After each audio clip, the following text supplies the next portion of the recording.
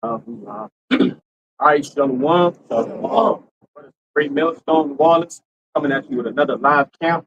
Prior to getting started, we'd like to give all glory, honors, and prayers unto Yahweh Ba'ashem Yahushua Ba'ashem Kakadash. double honors to the apostles and elders of Great Millstone. Peace and salutations to the elect. Shalom. Shalom. All right, and today's lesson kind of going to be predicated on the love of many waxing cold, man. All right. Now, with kind of sparked this the spirit in this particular lesson was I noticed that a lot of the particular articles brothers been putting in our group chat have been some very heinous crimes, man. All right. And we're gonna get some of those articles because hey, maybe about what 20 to 30 years ago, you didn't see this much this level of violence. All right. But first and foremost, I want to grab that word heinous. I grab that. It's the word heinous on the online etymology. It says hateful, odious, atrocious. You see?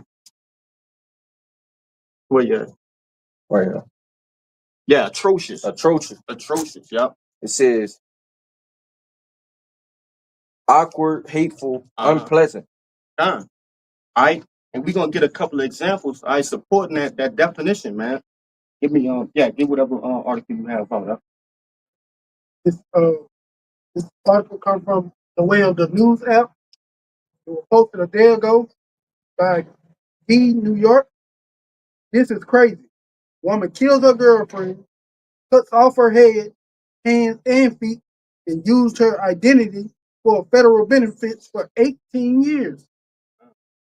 Yeah, so you have a lot of these different and and when you get into articles like this, you have to kind of put yourself in the setting of these situations. This person had a spirit on her, and I literally dismembered somebody, man.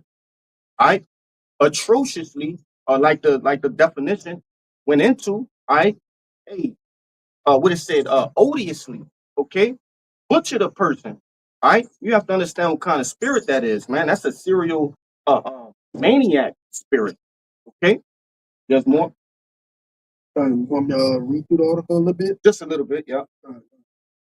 Right. It says, after 18 years, a Georgia cold case of a woman found dismembered has finally been solved, and the details are beyond disturbing. Authorities say Angel Thompson brutally killed.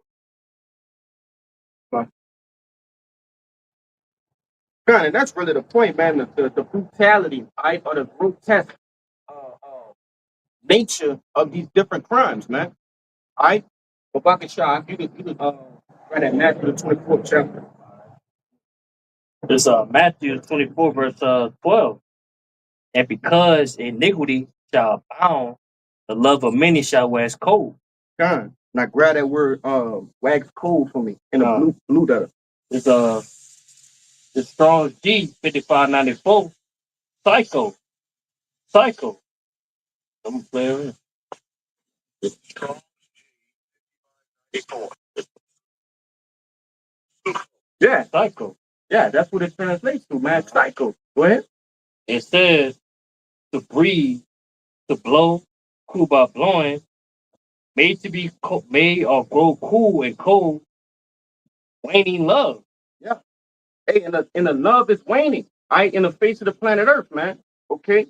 That love that people once had, that camaraderie, that southern hospitality, all of these different things are starting to leave the earth, man. Because what, according to the book of Ecclesiastes, right, the 3rd chapter, somebody gonna have to get that. You can start at verse 1, man. Hey, it's a time to love and it's a time to hate. It's a time of peace and a time of war, man. Okay? And the whole earth is preparing to go into a warlike state. All right? Is there more? Now that's it. Come. You can grab that Ecclesiastes. So at the top, it's the book of Ecclesiastes, chapter 3, starting at verse 1, and it reads, to everything there is a season and a time to every purpose under the heaven. Verse 2, a time to be born and a time to die, a time to plant and a time to pluck up that which is planted, a time to kill and a time to heal, a time to break down, and a time to build up. Verse 4, a time to weep, and a time to laugh, a time to mourn, and a time to dance, a time to cast away stones, and a time to gather stones together, a time to embrace, and a time to refrain from embracing. And you could jump down to verse 8 about the job. God, Ecclesiastes chapter 3, verse 8, a time to love, and a time to hate, a time of war, and a time of peace. That's right, man. As I've said, the spirit has been ramping up more and more on the hate and war side, man. Okay, more and more you have people being affected by these different chemtrails, different chemicals in the food, and don't forget the big pokey, man. That's altering the minds of these people. It's putting them in a beast like state, man. All right, and I was just talking to a guy at my job. Even the heat have people all out of sync. All right, these people are hot, they're frustrated, and they're thinking irrationally, man. Okay, so you have certain things like what this brother is about to read, happening on a daily basis. These are just the things that are being covered. All right, you best believe that there's more heinous crimes happening that are not getting coverage. There's certain instances in which it's too crazy to even put it on the news, man. But you hear about it and you see about it on these different news platforms, these different social media platforms, the Instagrams, the World Stars, because at one point World Star used to cover a lot of things that happened, in the news wouldn't cover it. You see, Twitter, different things of that nature, and they showing these things in 1080, 1080p, man. You know, go ahead, Ak, with that article. This is, I believe it's from this crime article. It says by Thomas Smith, posted 2 days ago. It says 15-year-old charged with killing aunt and uncle and the uncle's mother. It says a 15-year-old boy was arrested for first-degree murder after he allegedly shot and killed his aunt, uncle, and his uncle's mother in their home in Lillington, North Carolina on Tuesday, August 12th.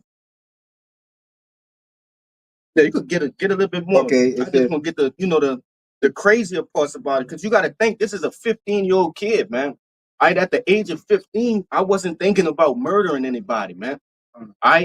That's what the world is coming to. The Lord is setting up the playing field for utter chaos, man. Okay, just because you're young, you're not exempt. Just because you're old, you're not exempt. You see? But go ahead, Ak. It says I'm gonna jump to the 21. It says the family was celebrating Sabrina's 54th birthday when the shooting happened at 5:18 p.m. Authorities received a call from Danny and Sabrina's 10-year-old nephew. When officers arrived, they found Danny and Sabrina dead.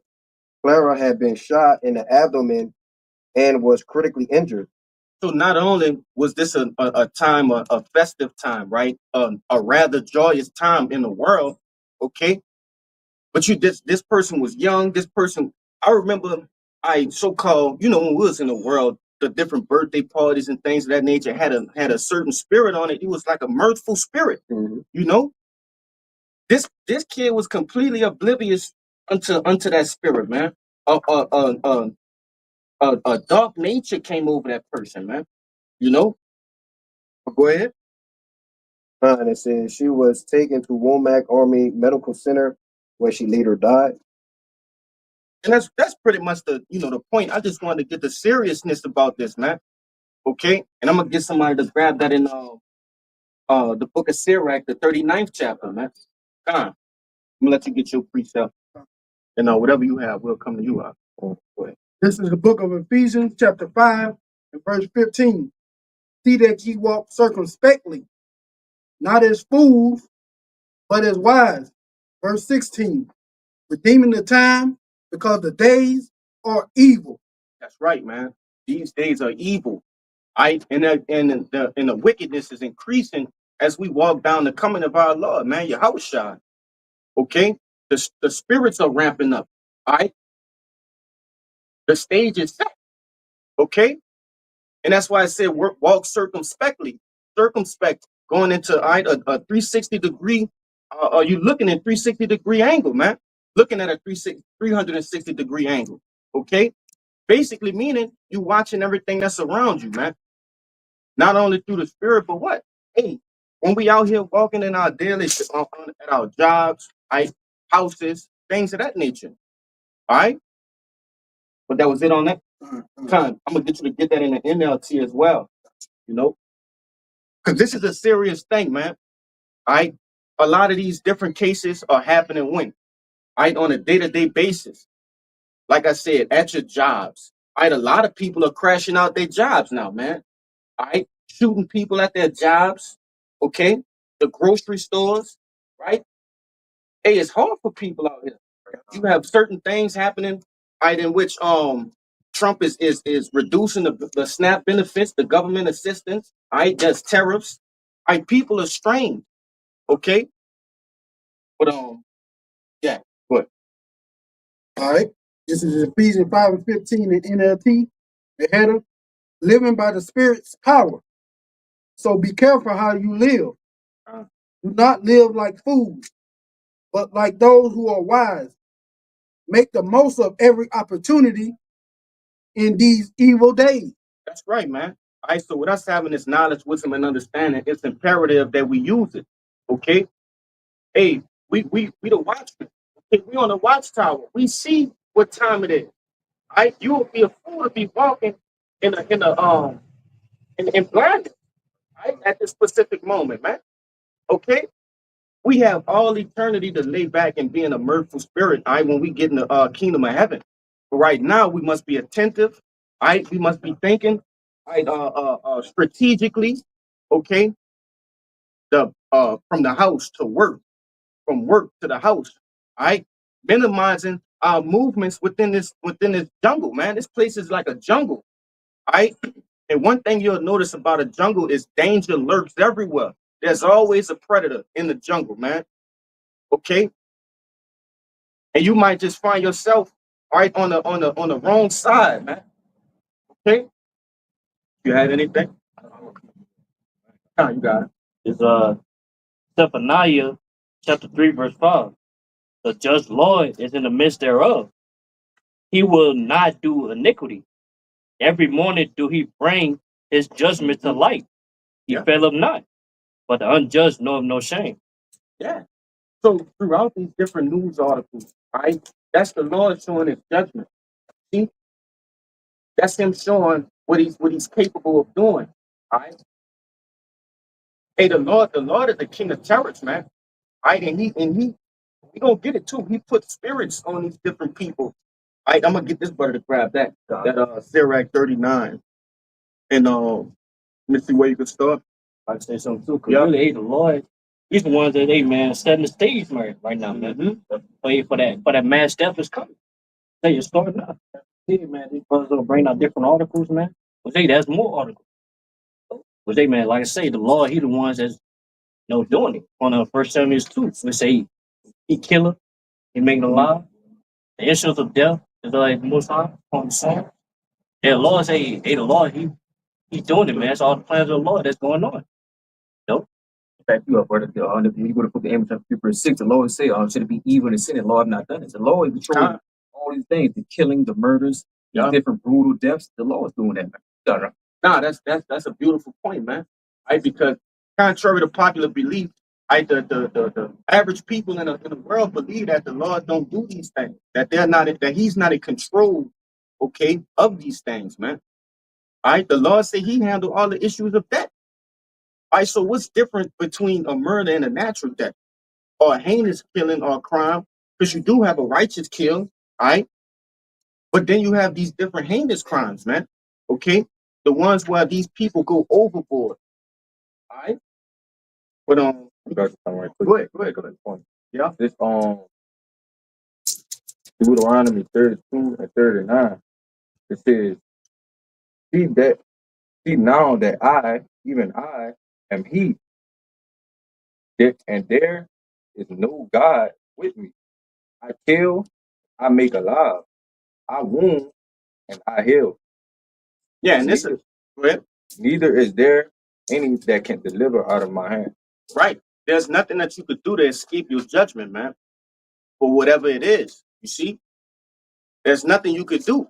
Whether, like I said, whether it's a natural death, getting killed, getting smushed by a boulder, whatever it is, you can't escape your judgment. Right. But this is a scripture that you will have these different pastors, so-called Christians and people who say they believe in the scriptures, and they would never read that. See, oh, God is good all the time. No, man, well, in a sense, when we look at it, it is true because we understand that it's a balance to everything. But in their world, they believe good is synonymous with um, no harm, not doing harm, and blessing and things of that nature. See, we understand the Lord is good because He does everything in a balance. All right, got your precept. Is Isaiah 45, verse 7. I form the light, create darkness. I make peace and create evil. I, the Lord, do all these things. Yeah. So what? He just covered all the spectrums. All right. What's in between light and dark? Everything. See? What's in between good and evil? Everything, man. Every action is weighed, whether it's good or evil, man. That covers the whole playing field. You see? See, the Lord don't leave a gray area. That you don't have to sit there and ponder, oh, was the Lord, was he righteous in doing this? No, man, he's always righteous in doing these things, man. Yep. Even when it's in man's eyes as a bad thing. You see? But because judgment must happen. Somebody grabbed that in I believe that's in the book of Ecclesiastes 7. And let me take a look at it real quick. Yeah, 7 and 16. I mean 3 and 16. It's like 3 and 16. Yep. Book of Ecclesiastes, chapter 3, and verse 16. Mm-hmm. And moreover, I saw under the sun the place of judgment, that the wickedness was there, in the place of righteousness, that iniquities was there. That's right. And I brought this out because where do judgment happen? On the earth. So whether you have something good or bad happening to you, it was meant to happen here. You don't get a judgment. The judgment is not carried out in the heavens. No, it's get carried out here. You receive your judgment from the heavens, right? It's almost like the court system. You're not in jail when you go to the court. No, all of that happens after you've given your judgment. You see? But nevertheless, you can grab that up. It's the book of Sirach, chapter 39, verse 28. It says, there be spirits that are created for vengeance, which in their fury lay on the sword strokes. In the time of destruction, they pour out their force, and appease the wrath of him that made them. That's right, man. All right, so when you think about it, all of this shit that's going on, even when Jacob's trouble, like the nukes, everything that was created for vengeance, the Lord created that, man. He created the spirits that carry it out. Because contrary to popular belief, people think, oh, that's an evil person. No, there's an evil spirit on that person that's making them do this shit. Right? You see? It said the Lord created spirits for vengeance, right? To repay that what? That judgment. You see? Go ahead. Verse 39, it says, fire. Real quick. I wanted to harp on this point. It says, which in their fury lay on sore strokes. I saw in the different articles that brothers brought out, that's the fury of the Lord. Okay, the Lord is angry with certain people for certain shit, man. You see? Which in turns, when you see those outrageous judgments, that's how mad the Lord was with you. I remember I was on the phone with the brother maybe about a couple months ago, 2-3 months ago, and we was talking about a guy, he was shot more than I think 72 or 73 times. Hey, the Lord was insanely angry with you, man. Okay? He had indignation against that man, right? For whatever reason. Right? When this brother, he brought out that article where the woman, she chopped her girlfriend up at that. Yeah, that's right. And what it said 13 pieces, you know? That Made sure she chopped off her head, feet, and hands. Huh? And used her identity to get benefits for 18 years, man. Yeah. So that's what we, that's the times we coming into, man. And it's gonna get to a point where, when the different police departments aren't gonna get called out anymore. All right, when they're gonna need help. Can you imagine a time like that when the police are gonna need help? All right, these different military forces, they're gonna need help. All right, that's the time of Jacob's trouble. All right, go ahead. Verse 29, it says, fire and hell and famine and death, all these were created for vengeance. Right. These are different ways in which the Lord, he brings his judgment. It said fire and hell, famine, death. All of these things were created for vengeance. All of them, man. So these natural disasters. I just seen in the group chat, I think it said 20 bodies were recovered. I think it was like 30. Yeah, grab that, man. Because that's the point what we going into, man. Let me see. Yeah, hey, they got another one. It says 4 dead and 99 sickened in New York City's ongoing, whatever this, fill in the blank, man. Outbreak. You see these different pestilences, right? Plagues, and we have what? A famine gonna come of this, man. Right? That's stated as a judgment that's gonna hit America, right? Which is known in the scriptures as Babylon the Great. You see? Let me know when it's fine. If not, you could continue on in that. I know y'all for this here. Verse 30, it says, teeth of wild beasts, Yeah. and scorpions, serpents, and the sword, punishing the wicked with destruction. That's right. Before I came to camp, I was reading an article on Newsbreak. Was a guy in Japan. He got dragged into the woods by a grizzly bear, man, while his friend was watching. You see, and he was eventually mauled to death. So the teeth of wild beasts. That's why I tell you in the book of Jeremiah, the 15th chapter. The dog's gonna tear. The fowls of the air. They gonna feast. You see, and it goes into the different plagues, man. The captivity, these different FEMA camps, okay, concentration camps, however you want to call it. And ultimately the sword, man. What is the modern day sword? The gun, okay. And it said punishing the wicked to destruction. So when you see these deaths, it's a punishment, to the wicked. You see, keep going out. This will be the last verse. It says, they shall rejoice in his commandment, and they shall be ready upon the earth when need is, and when their time is come, they shall not transgress his word. Yeah. So it's no mishaps, when these different angels are carrying out these spiritual hits. You see, because that's what it really goes into. Hey, it said they are ready upon earth when need is. So when it's time to punish somebody for a transgression, hey, they're ready. They don't get cold feet when it's time to perform. See, these angels are not like humans, man. They don't have that swaying back and forth of the conscience. Should I do this? Should I? Nah. The angels, they carry out their mission, expert with expertise. I can see, and that go to show you that ain't nothing by accident, Right. because people like to say, oh, a child died innocent or whatever. But according to all these precepts, that's not the case. Everything is on in its place. You got it. Nah, that's true, man. There's no such thing as an innocent person, man. I believe that's in Romans. Real quick. Well, I got it, bro. What are you talking about? It's Time. Bring it out. It's Job 4 verse 7. I got Remember, I praise thee, whoever perished being innocent, or where the righteous cut off. Yeah, that's a question mark, man.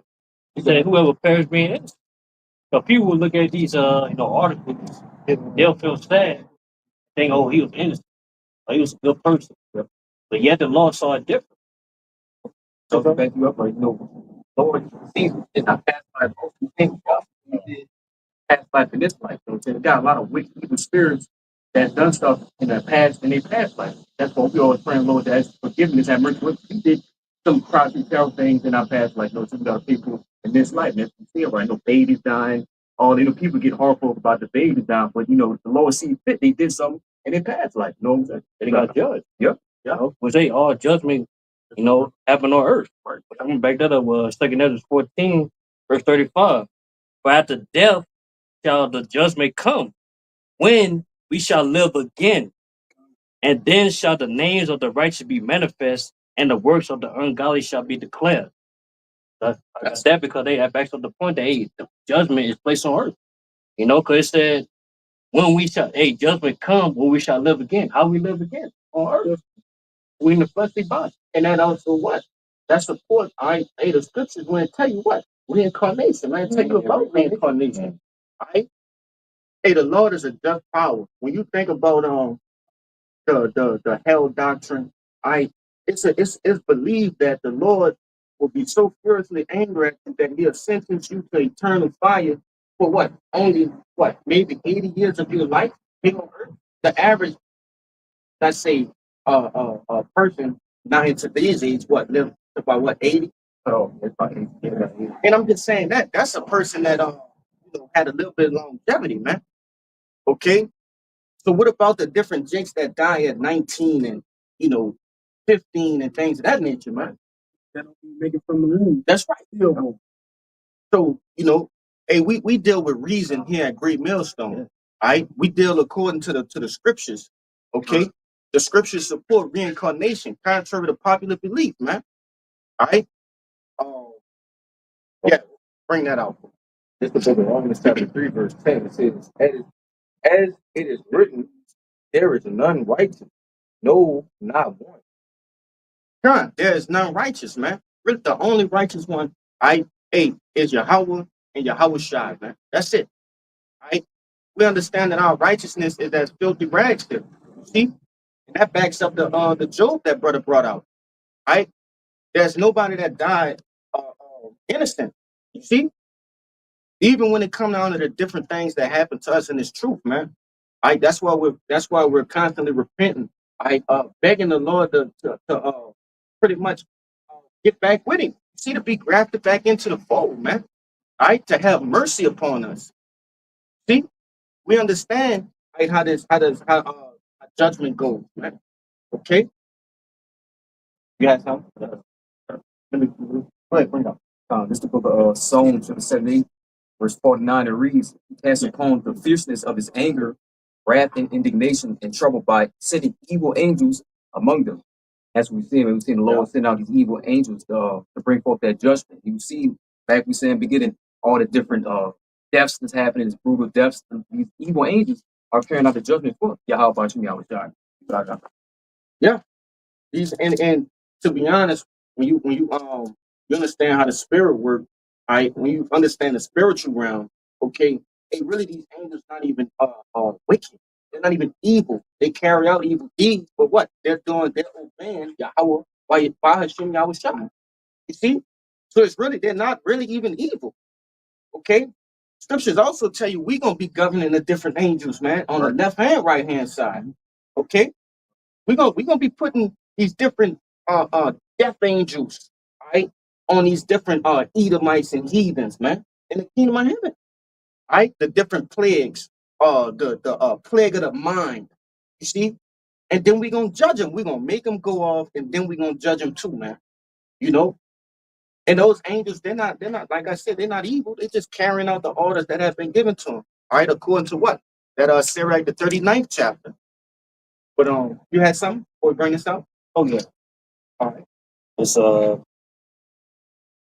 It's basically backing up the point that ain't nobody on earth, is righteous, is innocent. It's Ecclesiastes 7 verse 20. Yeah. But there is not a just man upon earth that doeth good and sinneth not. How they go say, man, the people of this world, even us too, man. Yeah. You know? We know that firsthand. You know, we understand what it takes to receive mercy. Right? And I said it once before, I'm gonna say it again. That's why we striving so hard, right, to receive that mercy, that ultimate mercy, that deliverance, right, from the things to come. Go ahead, All right, this is the book of Hebrews, chapter 10 and verse 31. It is a fearful thing to fall into the hands of the living power. Yeah. You want to speak on it? Yeah. But going into what all the brothers were saying about how these people getting these horrific, terrible deaths, all the evil things that's going on earth, that's because it's Yahweh by Hashem Hawashai who had control of everything. So if you not repent, if you haven't repented and turned back to the Lord, you right there in his hands. So you're on the left side, he's just gonna destroy you. Yeah, it's a fearful thing, man. You know, that's why, you know, these people, they don't regard what are the judgments of the Lord. They don't even know that the Lord is judging them. So you see, for the things that they doing now and in their past life, they don't understand that.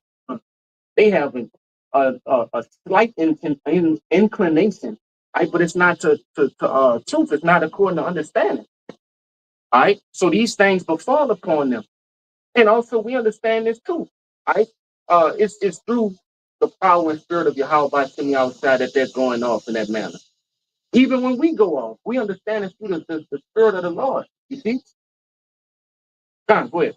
This is 1 Kings chapter 22, 21, and verse 20.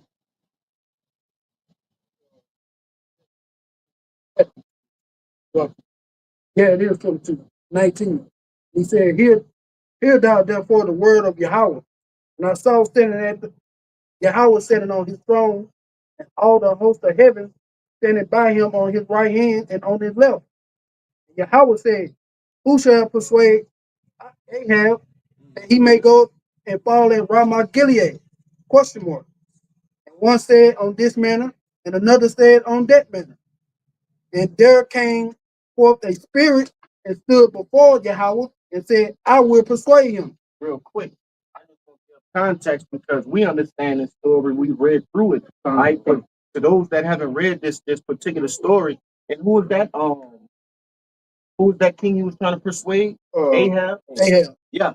So the Lord basically called the angels. The host of heaven is who? The angels. You see, he called the angels before him, and he basically had a council with them. Right? How can any one of you basically persuade Ahab to go off? Right? And they sat there in the midst of the Lord and did what?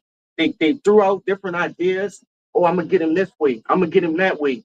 I think I could get him this way. You see? In which the brother gonna read it. Go ahead. Verse 21.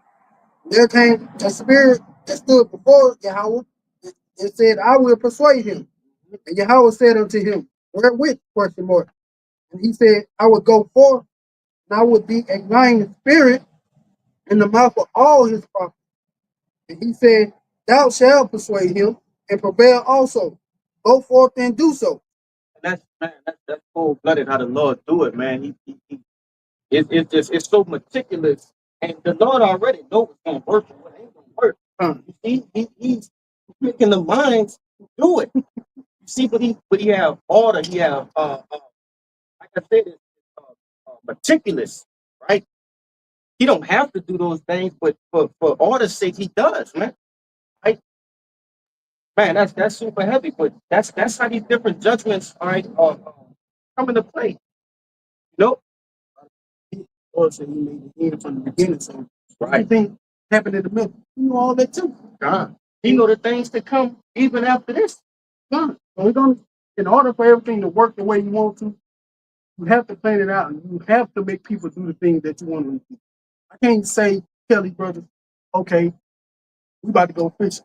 I ain't telling them a date, when, what time. I just said we going fishing. Then I get mad, hey, why y'all ain't show up? But you ain't give us no time. You ain't tell us what to do. That's what the Lord doing. Go ahead, brother. You got it. Like I said, but that go to show you how cool the Lord is, bro. Because if you think about it, bro, the Lord could do all this himself with nobody. So for him to orchestrate everything in the order that it's set up in, it just shows like his power, bro. But you But got it. that's a true boss for you, man. That's a true ruler, a true leader. Right? Hey, the Lord govern the world in his hands, right? But do he got what? He got specific right angels doing things, man. He even got his son, he even sent his son forth, right, in his name, right? The ruler of heavens and the earth, man. That's a true boss, man. The Lord sit back and he observe everything. He give out the blueprint, right? And then he have others basically act those things out, man. See, a lot of people believe that the Lord Himself got off the throne and ordered the heavens and created the earth, and that's not true, man. You see, it was Yahushua, man. I in 144,000. You see, but that's on a whole nother level, man. Oh, yeah, you got it. It's Daniel 4, verse 35. All the inhabitants of the earth are reputed as nothing. Mhm. He doeth according to his will in the army of heaven and among the inhabitants of the earth. None can stay his hand or say unto him, what doest thou? So it said the armies of heaven and the inhabitants of the earth. So in both the spiritual realm and the physical realm. You see, The Lord's in control. He in control, in complete control.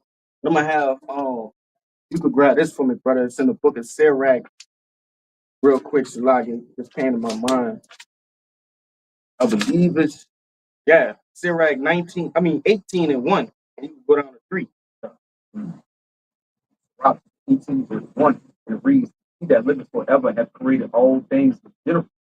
Verse 2, the Lord only is righteous, and there's none other but he. Real quick, and that just backs up what? That Romans 3, that I brought out earlier. Keep going. Sirach 18, verse 3, who governeth the world with the palm of his hand, and all things obey his will. For he is the king of all, by his power dividing holy things among them from profane. That's right. The Lord had to say so to say, this is righteous and this is wicked. Okay. This is holy and this is profane. He have that say so. He have that divine understanding to do such, man. And it's in his order, it's in his will. Okay. That's why we don't argue and say, well, why the Edomites, why they can't make it into the nah, man. He divided them a wicked portion. And that's just it, man. You know, it's just his will. All right. What do y'all I got go ahead? This is Romans 9. I'm gonna start at 15. Mm-hmm. The point is in 19. For he said to Moses, I will have mercy on whom I will have mercy, Yep. and I will have compassion on whom I will have compassion. Verse 16. So then it is not of him that willeth, nor him that runneth, but of Yahweh that showeth mercy. For the scripture said, Pharaoh, even for this purpose have I raised thee up, that I might show my power in thee, and that my name may be glorified, may be declared throughout the earth. Therefore had he mercy on whom he will have mercy, and whom he will harden. Here's the point. Then thou would say unto me, why doeth he yet find fault? For who has resisted his will? Who has resisted the Lord's will, man? You can't find a soul on the earth or a spirit in the heavens that have done so, man. You're good luck with going to find that soul. Good luck, man. Nobody have done that. All right. But I wanted to harp on the point. Hey, the Lord, He really created the ultimate enemy, right? The biggest enemy that Israel has ever faced in order to what? To declare His power. See, to show His power. All right. He built him up in a particular fashion to where he's the most, like we started out with, the most heinous. There's nobody more heinous in damn, you might gotta get that one for me, Kabah, where it says he the most odious works. I believe that's in Wisdom of Solomon. Yeah. But he created the most odious man. You wanna make a point? And I was just gonna say because that's the same thing. Like he just brought out, that's the same thing he did with Pharaoh. Yeah. So it's just bigger on a bigger scale. It's not only Egypt now. It's not only the ruler of Egypt now. No, it's the ruler of the earth, man. Jay think we talking about these fucking Edomites that surround us now at the marina and shit. No, we're talking about the what they tell you in Job 9:24. Right, those that the earth being given into the hands of the wicked. Right, the different banking families, the top elites. Right, those are the most heinous. Like these Edomites, yeah, they wicked, but they the most heinous. They the most odious people. It's the ones that in control of everything Right. that's going on. They the pharaoh in a collective. You see, but like you said, on a grand scale. Got something? Real quick. You got that odious? Yeah. Bring it out. It's Wisdom of Solomon 12, verse 4. Whom thou hatest for doing most odious works of witchcraft and wicked sacrifices, and of also those merciless murders of children and devourers of man's flesh, and the feast of the blood. And who that's talking about, man? Esau, Edom. Chiefly you top elites, man. You top banking families. The Bilderbergs, the Gettys, right? The Rothschilds, the Rockefellers. Okay? It's talking about you. And if those are the ones we know, there's got to be more families that we don't know of that are truly behind the scenes. All right? Those are the people you would never see and never run into. You have certain people that's in the know, they'll walk past a Rockefeller in New York or some shit, and they'll know. But you have people who's running this earth that you walk past them and think they're a regular, Edomite. Right. But he's really a top tier devil, a top ranking demon. You see? And those go ahead. You gotta remember this. Even Edom, even Esau had 12 sons, his 12 dukes. So we only know about a few of those families. No, that's heavy, man. You know? But that word odious, if you could grab that in the online. Because that word is deep, go ahead. It's odious in the etymology. It says hateful, deserving of hatred, hated, regarded with aversion or repugnance. Repugnance. Yeah. The Edomites are a repugnant group of people, man. They're a repugnant nation. They're repulsive. They're sick. It said back in that Wisdom of Solomon, it said they were merciless murderers of children. Right? Not only these different sacrifices and blood rituals that they do, harvesting adrenochrome, trying to extend their lifespan. Nah, man, the different things that they do on a daily basis. Putting pesticides in your food, spraying you with fucking different soft metals in the sky, manipulating the weather, these different pokies, in which you have to get in order to attend school, to attend certain events, right? Man, they merciless murderers of children, man, of men. Okay, well, look what happened when they came to the Americas to conquer this land. They mercilessly murdered the who? The so-called Native Americans, man. The Northern tribe, man. Look what they doing now. Deporting all of the Northern tribes, man, from a land that they stole. That's a mercy. And then they going back to what? To poverty. They came here to seek the so-called American dream. You know how many people died crossing those different the Grand Rio, forget what it's called, the little trail though, man, in order to get here. Those people are dying on those trails, man. But somebody had wanted to make a point, huh? Precept. You can get your precept. Back to brother about the Pharaoh thing and the rules and the of the earth is Proverbs chapter 21 verse 1, and it reads, "The king's heart is in the hand of the Lord. Yeah, as the rivers of the water, he turns whatsoever he will." When you go into the word heart, it's really talking about your mind. And the Lord controls all that. He controls these different rulers in the king's mind. If they go carry out a task, the Lord deemed it to be. You know what I'm saying? It's like he kept a heart in Pharaoh's heart, which is a mind. The Lord controlled. The Lord kept doing that to him to build that pride, to destroy him. You know what I'm saying? Nah. Think about who's in office now. Whom which we believe to be who? Nero, man. Yep. See, this guy, DJ Donald Trump, he's been set up in office in order to what? To stir up the people, man. Okay, he's doing something that has never been done. In the earth, man. He's causing a race riot. He's also what? Well, I'm gonna say he's inciting the races. The riots haven't come yet, but people have war in their hearts, man. It's all over social media. Different people are saying, "Hey, this guy, he's gonna start a race war. This guy, he's gonna basically make these right hand supporters act out," in which he is, man. Okay, but that goes along with what this brother just brought out. The king of the heart of the king is in the hand of the Lord, man. He's not doing that on his own fruition.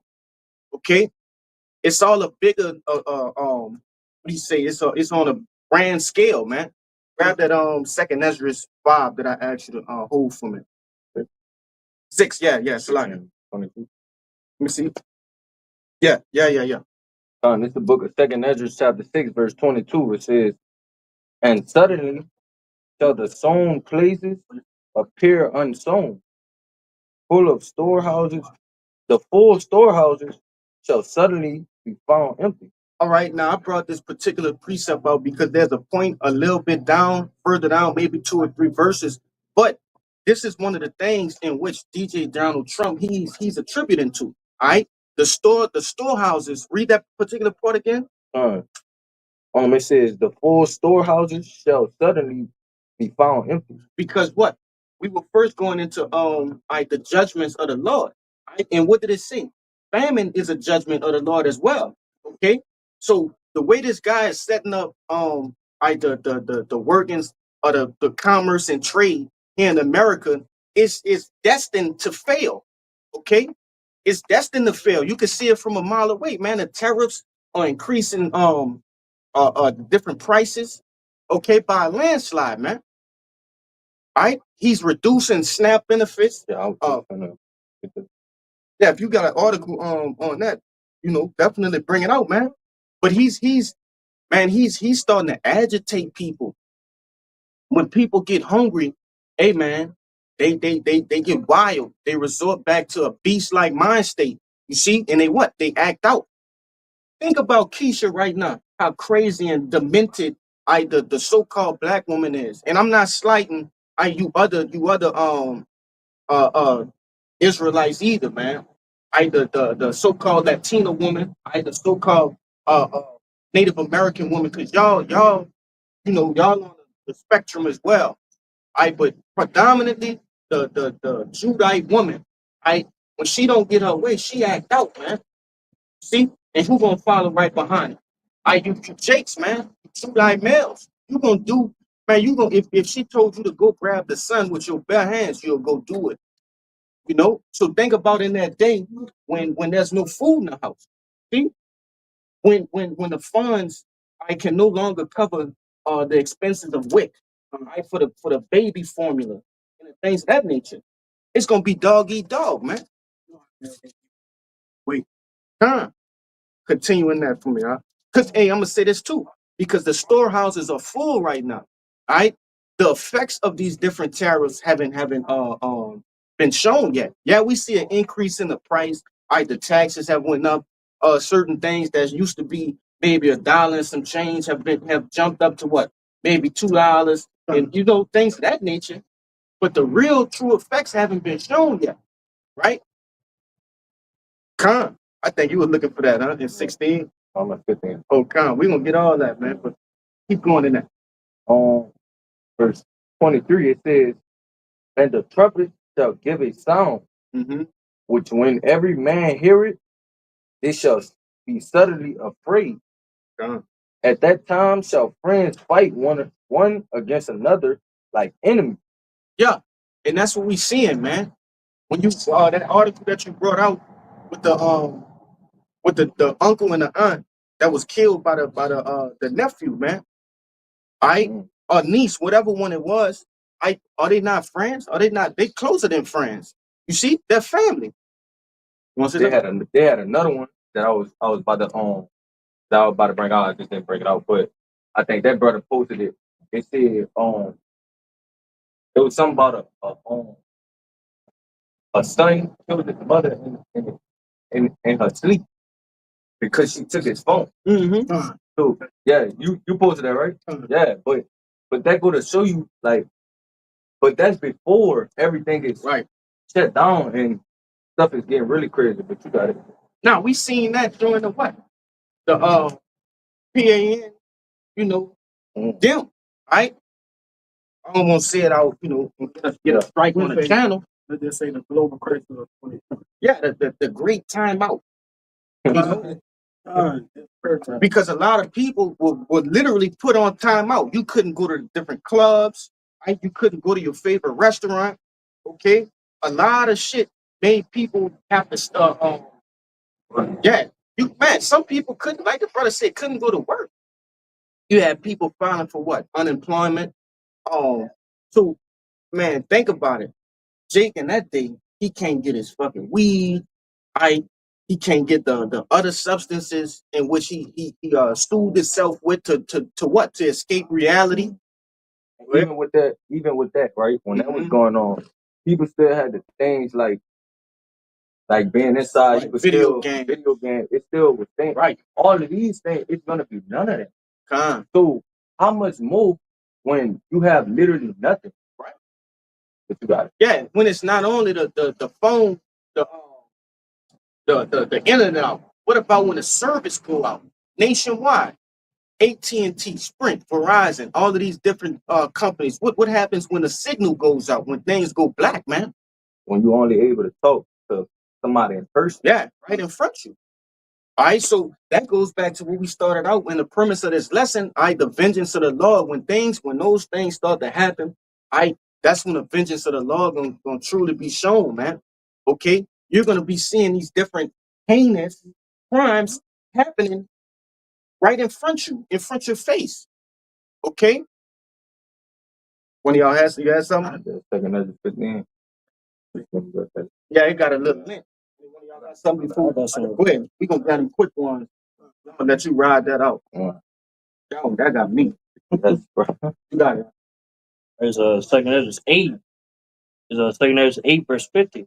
But many great miseries Yes. shall be done to them that in the latter time shall dwell in the earth, mean the world, because they have walked in great pride. Honestly, they have many miseries that comes to them that walk in great pride. And everybody proud right now because they have certain possessions of this world. Once that be taken away, they'll be miserable That's right. without those things. Yeah, Well, many about the great drink. miseries. Yeah. You know, we coming into a time of great disease. See, people are at ease right now. Right? I'm gonna let this pass because I won't speak on that. You know,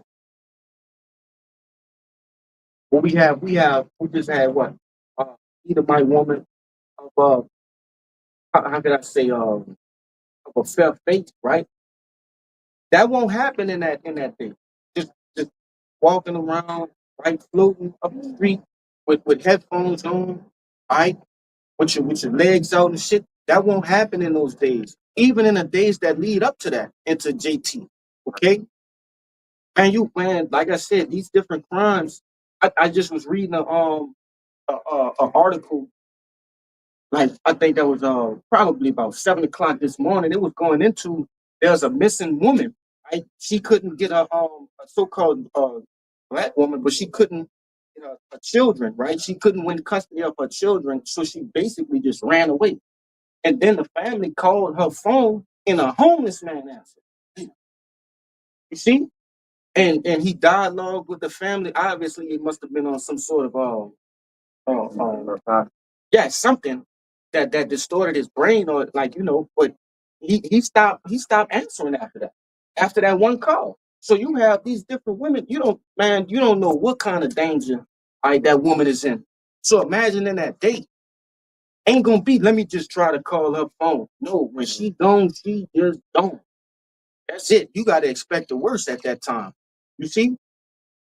Because like the brother said, it's gonna be a time of great misery. Get that word misery from me. Yeah. Good. This is the book of Jeremiah, chapter 30, verse 7. It says, at last, what that day is great, so that none is like it. it is even the time of Jacob's trouble, but he shall be saved out of it. Yeah, there's a last, right? Is the time because that's what it's building up to. All of these things that I'm explaining to you, go ahead, all of these things that I'm explaining unto you, these things are the build up, right? Unto the great day, man. Okay? It's the build up. And as we being watchers, we can see the danger being set. It's like we see the Lord prepping the battlefield. It's like he putting the barbed wire out. You remember in like World War I and World War II, they would do preparations for anti-tank, anti-tank weapons and things of that nature. That's what the Lord is actually doing, man. He's setting the battlefield. He's setting all his ducks in a row. And these people are so blind, they don't even see what's going on. You know? Go ahead. There's that word misery Mm-hmm. in etymology. It said a state of grievous affliction, condition of eternal unhappiness, miserable situation, misfortune, distress, wretchedness, wretched, pitiful, condition of one in great sorrow and mental distress. Yeah, man. You want to say something? Nah, man, it's gonna be a time of great mental distress, right? People are gonna go ahead. But hey, let's go drive everybody crazy. Yeah. Hey, let's go follow that Matthew 24:13. That Everybody cycle. turn cycle. Yeah.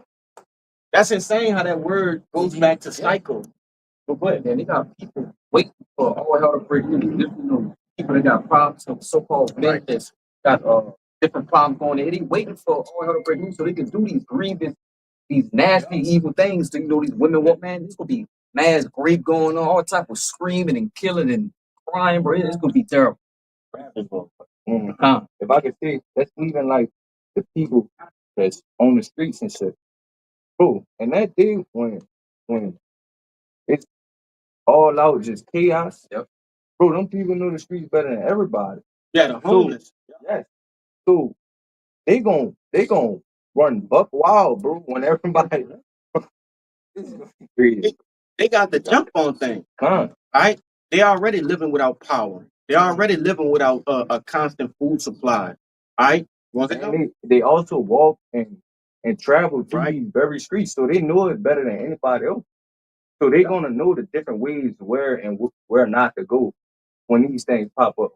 And I'm gonna say this: you best believe, right, that these different people they remember the ones who didn't give them change on their way to work. Right? They gonna remember the guys that threw cold water on them when they were sleeping next to the gas station. I watched a video like that a while back. A homeless woman was sleeping. The guy took ice water and dumped it on her in the frigid cold. One of those Arabs. You know they see it. It's a great judgment coming for y'all too, man. I got a personal hate towards y'all, bro. You fucking Elamites, bro. Brother, I got a personal hatred towards y'all, man. Y'all deal wickedly within these different convenience stores, man. I just seen literally yesterday, bro, a guy, this guy, older Judite, man, he came back in there and threw the penny at him. He threw the penny at the clerk and said, "Don't you ever fucking charge me for a penny no more. You know, as much money as I spend here with you, you couldn't let me go for a penny." Right. He was ready to have a standoff with that dude, man. But y'all deal wrong, man. A penny, bro. And he was infuriated, man. But nevertheless, in that day, it's gonna be some trouble, man. Ain't no calling them people when all that go down either. Well, in the time of 911, bro. Like it's gonna be too bad. So on the way here, they just had a 5-car pileup. And in that day, you do better just getting out your car and just walking wherever the hell you need to go. Cause ain't nobody coming. Ain't no fire department. Ain't no emergency contact numbers that you can reach. 911, right? The operator. Gonna be more than a 5-car pilot too. Yeah. I'm serious. But remember on Leave the World Behind, they was on the interstate, they saw nothing but abandoned cars. Right. Yup. Hey, that's coming. The brother put a since you mentioned it, that Tesla shit and Leave the World Behind, it was a great pile up of the Teslas. Now the brother just put in a video in the chat where the Cybertruck, it was shut off. It just shut them off. In the middle of the road. yeah. And I think they had another one that, well, I think it was a electric Mustang or something. Mhm. I've seen it. But it was just completely just it. I think it malfunctioned or something. Yeah. And it just was driving. Like the dude in the car, he couldn't control it or nothing. He just, I guess he was praying. It looked like he was just praying. He didn't start praying at one point. How you won't pray? Yeah, don't pray to the Lord. Hey, somebody can get on what that is. Yeah, you can grab that for sure. But go ahead with that Daniel, dog. Oh, no. This Daniel 12:1. It says, at that time shall Michael Mhm. stand up, the great prince, which standeth for the children of thy people. And there shall be a time of trouble, such as never since there was a nation, even to that same time. And at that time thy people shall be delivered, every one that shall be found written in the book. Yeah, that's really the point, man. And we coming into a time like no other. History has no documents of a time that's like this one to come, man. All right. Jeremiah, a day that none was like it. Yeah. There's no record of a day like this coming. All right, so that means it's gonna supersede what? Exodus. All right, it's gonna supersede the Great Flood. All right. Hey, it's gonna supersede World War I, World War II. All right, the number of casualties is gonna be great, man. So like, make sure this joker on. You know, it's gonna make all of those. You could combine all of those days, all of those great judgments into one, and it still wouldn't top the amount of carnage that's about to happen. Okay. And that go to show you about the people that's trying to prepare for it. There's no way you can prepare for something that you've never seen before. Well, we read all the scriptures pertaining to what? People trying to dodge their fate. You already read the scriptures that show that they can't dodge their fate. A lot of these different doomsday preppers, these guys who have stored up thousands of rounds of ammunition of all calibers, right? I know this fucking Edomite that work with me. This guy has over 2,000 guns. You know, he has over 70,000 acres of land all across the United States, right? But what's that gonna do for you when that day comes? Hey, you might, put down a couple vigilantes here and there, but escaping your judgment, that ain't that. No. You don't have permission to escape your judgment. See? If it was something as simple as that, people don't think, bro. Because you got 2,000 guns, okay, you still one person. So if let's just say a group of people come at you, you got 2,000 guns and you one person, bingo.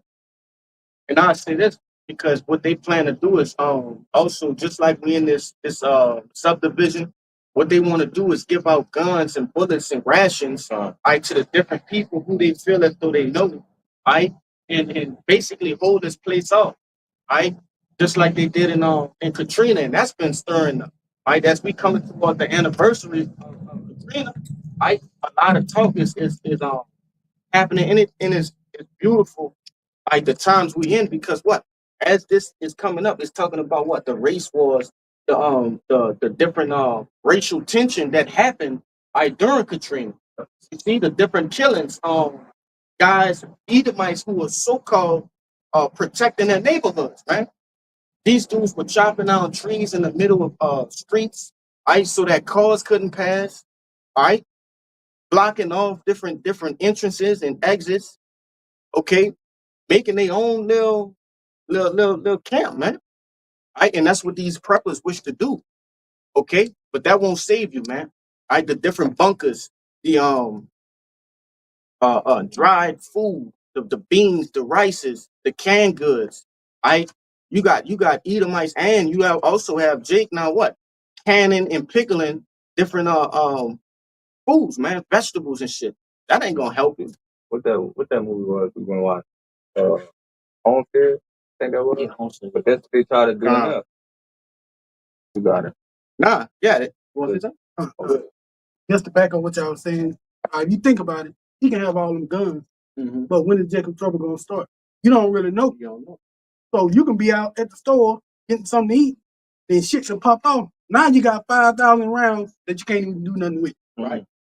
Because it's gonna happen, all right, rapidly. When that day comes, all right, there's nothing you could do to kind of avoid it.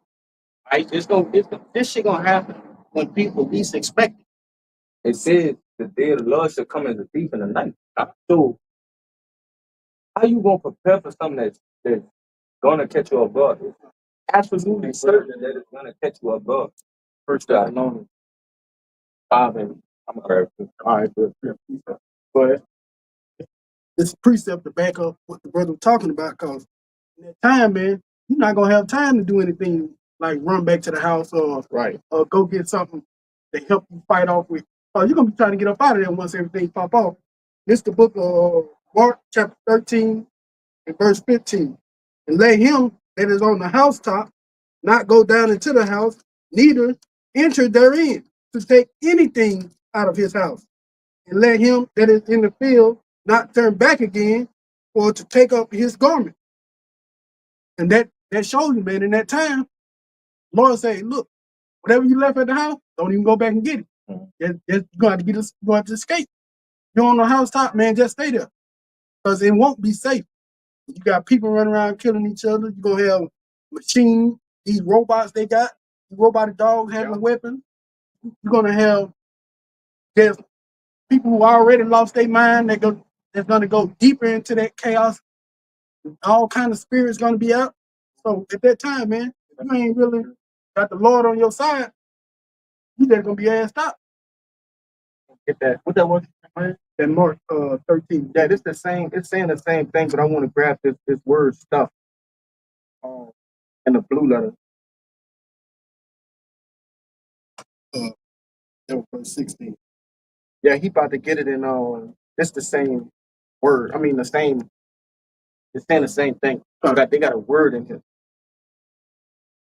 You got it, huh? It's Luke 17, verse 31. In that day, he which shall be upon the housetop, and his stuff in the house, let him not come down to take it away. Yeah, now grab that word stuff, you know.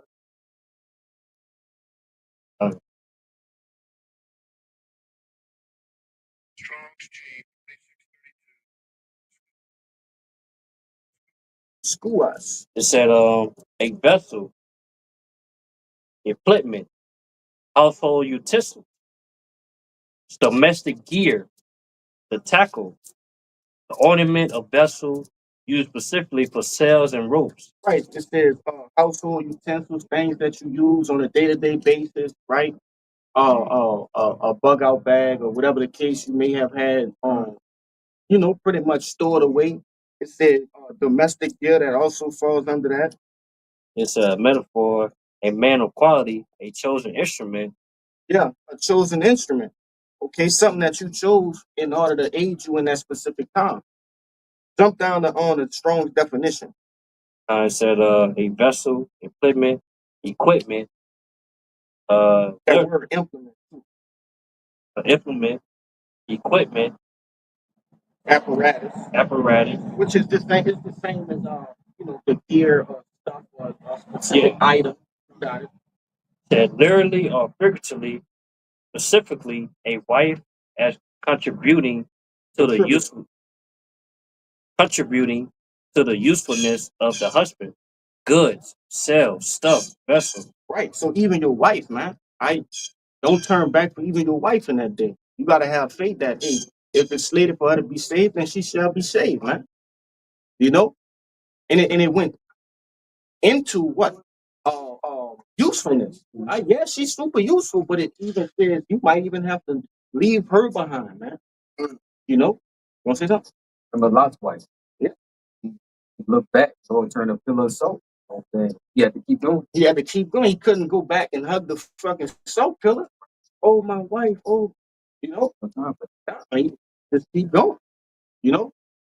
And that's what's gonna happen in this time, man. A lot of the people are gonna go back for this stuff. They're gonna these different how can you say neighborhoods, right? These different neighborhoods are gonna get infiltrated by these different Blackwater troops, okay, different military entities in which have been empowered to what? To basically slaughter you so-called Negroes, Latinos, and Native Americans, and also you patriots that won't give up your country, man. All right? And they got big ass now. But nevertheless, hey, these are these military powers are coming to kick ass, bro. They have got some of the most grimiest and also another thing, which the elder always like to go into it. There's gonna and I'm gonna get you in that second Ezra 15 because we kind of starting to peel off into that. But they got these different splinter cells that been sitting here in America, basically waiting for the time to strike, man. Okay, and that they have specific orders, right? And they have a grudge, a vengeance against America. A lot of these splinter cells of people from these third world countries who have basically um, fell to the demise of America. You know, they became third world countries because of America. I was just thinking that a lot of people, a lot of these other nations hate America because Yep. man, we went in like Libya. Libya looked like a paradise before America said, you know what? They're over there doing something wicked. Let's go take it from them. That's a man look like you ever played one of these space war games where all the buildings been destroyed because of the fighting? That's what it looked like over there, bro. So you gotta remember those people knew what it was like beforehand. Had to grow up in that war-torn world. So guess what? They hate America with a passion. And it's a righteous hatred. You see, they have a reason to hate America. All right, they have a reason to hate the devil. That's ultimately what it go down to, man. The so-called white man is the devil that the Bible speaks of, right? And that's supported by his actions. Somebody grab me Habakkuk, the second chapter, man. Because we like to support the things in which we speak, right? Over here at Great Millstone. I'm gonna get you to start at you can start at verse 4. That's the book of Habakkuk, chapter 2 and 4. It says, behold, his soul which is lifted up is not upright in him, but the just shall live by his faith. Keep going. Yea, also, because he transgressed by wine, he is a proud man, neither keepeth at home, who enlargeth his desire as hell, and is as debt, and cannot be satisfied, but gathereth unto him all nations, and heapeth unto him all people. All right. So, I pretty much just want to deal with that. It says this dude, which is going into who? Esau Edom, man. It says his soul which is lifted up, is not right in him. Okay. This devil, he was created to be the opposition to the Hebrew Israelites, man. All right. You so-called Negroes, Latinos, and Native Americans. Okay. According to the book of Wisdom of Solomon, the second chapter, it says, hey, we are clean contrary. Okay? Go ahead. If I could see, but in Genesis, what happened? They were on Esau and Jacob was fighting in the womb. Yeah. So from the very beginning, they was always meant to clash. It said two manner of people should be separated. You got it. Yeah, you can be there, bro. Yeah. But yeah, man. Hey, this is the devil that the Bible speaks of. It says he is a proud man, neither keep it at the water, bro. Neither keep it at home, who enlarges his desire as hell. Right? Hey, this man, he covets after everything, after every land, all right? after every resource that other nations were blessed with. You see, because other nations have blessings as well, man. The different land masses that they inhabit. Okay, things of that nature, and what come with those land masses? What oil, right? Precious metals. Yeah, metals and trying to think of it, different fruits and vegetables and things that are native to these specific lands. And this devil, he covets those things. He wants them. All right. So what did he do? This devil uses instead of using, because he don't have nothing to trade. All he have is what? His might, his the sword, the thing in which he was blessed with. You see? But he has a guise, I over himself in which he'll seem like he's trying to bargain with you and let's do business. But once you don't agree with like the fine print, he does what? He assassinates you, man. All right? He sends these different countries into utter chaos. But it says, and is as debt and cannot be satisfied, but gathereth unto himself all nations and heapeth unto him all people. So this is the devil the Bible speak of. These different people have to speak what? The common language of English. See, when you want to be a pilot, you have to do what? You have to speak English. Okay. When you want to be in these different world summit meetings, it has to be. You have to have a what that is, man. It has to be translated in English. This is the devil. That's the language of the devil, man. English. But I had something to back you up go ahead. quick. A point you just made because you said that he'll come in like he trying to sway you a help, son. But he just don't have that in him. Right. Which this is Sirach 12 and 10. I'm gonna start at 10. It says, "Never trust thine enemy, for like as iron rusted, so is his wickedness. Though he humble himself and go crouching, yet take good heed and beware of him. And thou shalt be unto him as if thou had wiped a looking glass, and thou shalt know that his rust had not been altogether wiped away. Set him not by thee, lest when he had overthrown thee, he stand up in thy place. Neither let him sit at thy right hand, lest he seek to take thy seat." If I could say real quick before you continue, time and time again, we have seen this devil commit these same acts, in which being written. Okay. These different nations have set themselves, especially the nation of Israel, man. You so-called blacks, Latinos, and Native Americans, you have set next to this devil, and he has what? He has shown you why he is described as the devil, man. You know, he has shown you. You have not only been told by Yahweh by Shem Shai via the scriptures, but this devil has showed you and told you out of his own mouth. This is the way he get down. But yet you have what? You still have Jake going down to Egypt for help. You still have Jake trying to get a pity seat next to the so-called white man. All right? Who want to sit next to the devil, man? The fucking devil. Okay? But that's how you know the Lord have you Jakes in a strong delusion. See? Because what we seen with the big timeout, with the great timeout, they trusted this devil. And now and what did they say a couple weeks into that whole time period? They said so-called blacks, Latinos, and Native Americans, you were the most susceptible to that thing, right? You were gonna be the most affected by that. And they ate it up. They believed it. Right? The so-called elders of these different households went and got it. And they what?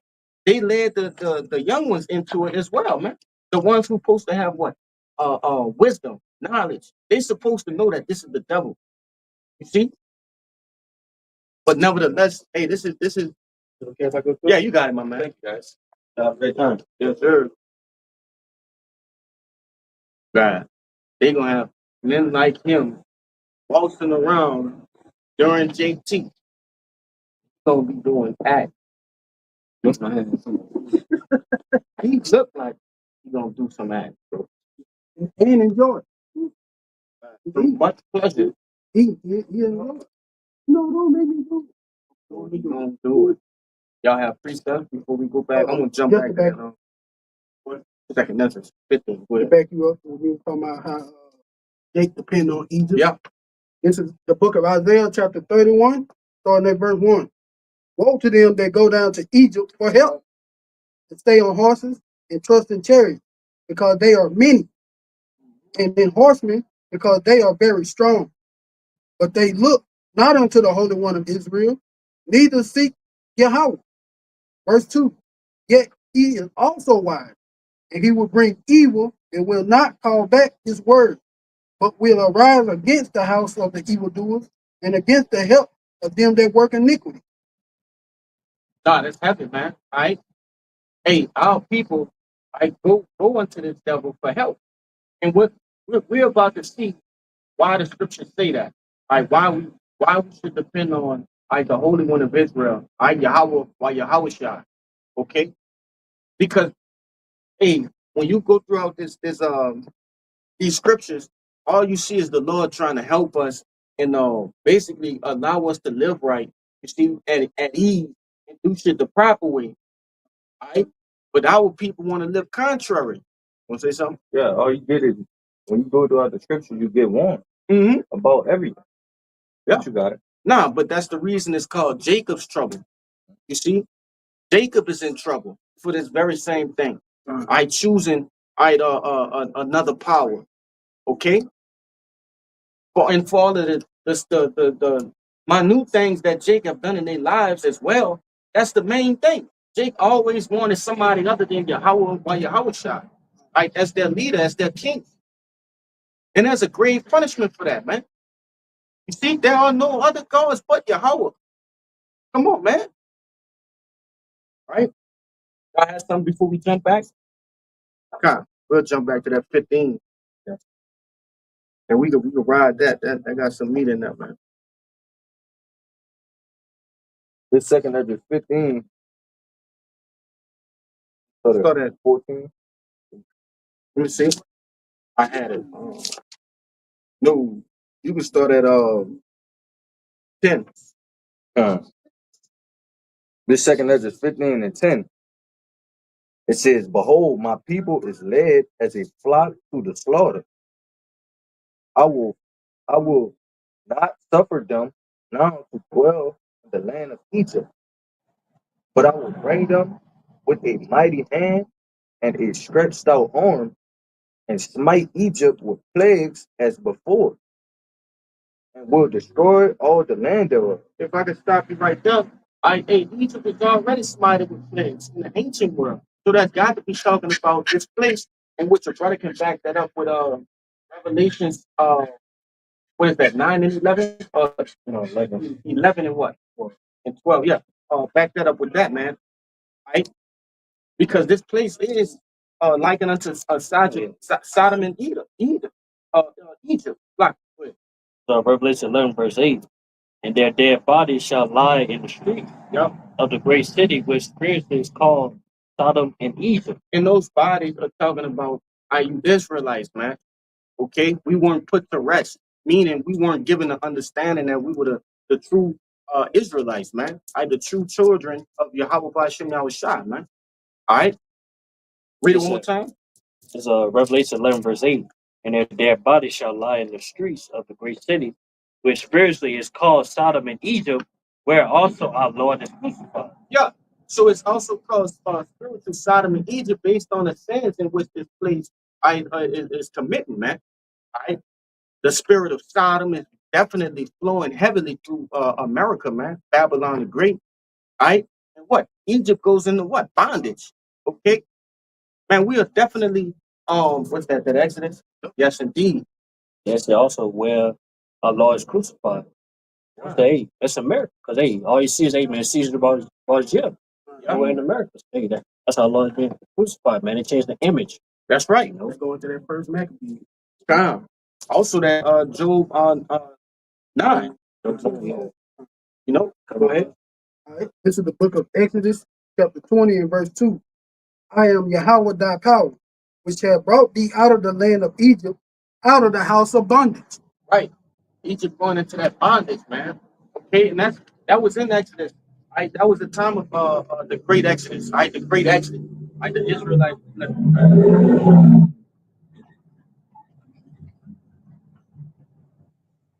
It's crazy because he could fall into the hand of the Lord just for that little bit of racket that he thought he was causing. You know, but nevertheless, right, that first Exodus, hey, that was that was magnificent, man. All right, that was an amazing thing. Okay, in which hey, the Lord, he finna like we're gonna go back to that second Ezra. He gonna do it again. Read that again. Read 11 again. Babakasha.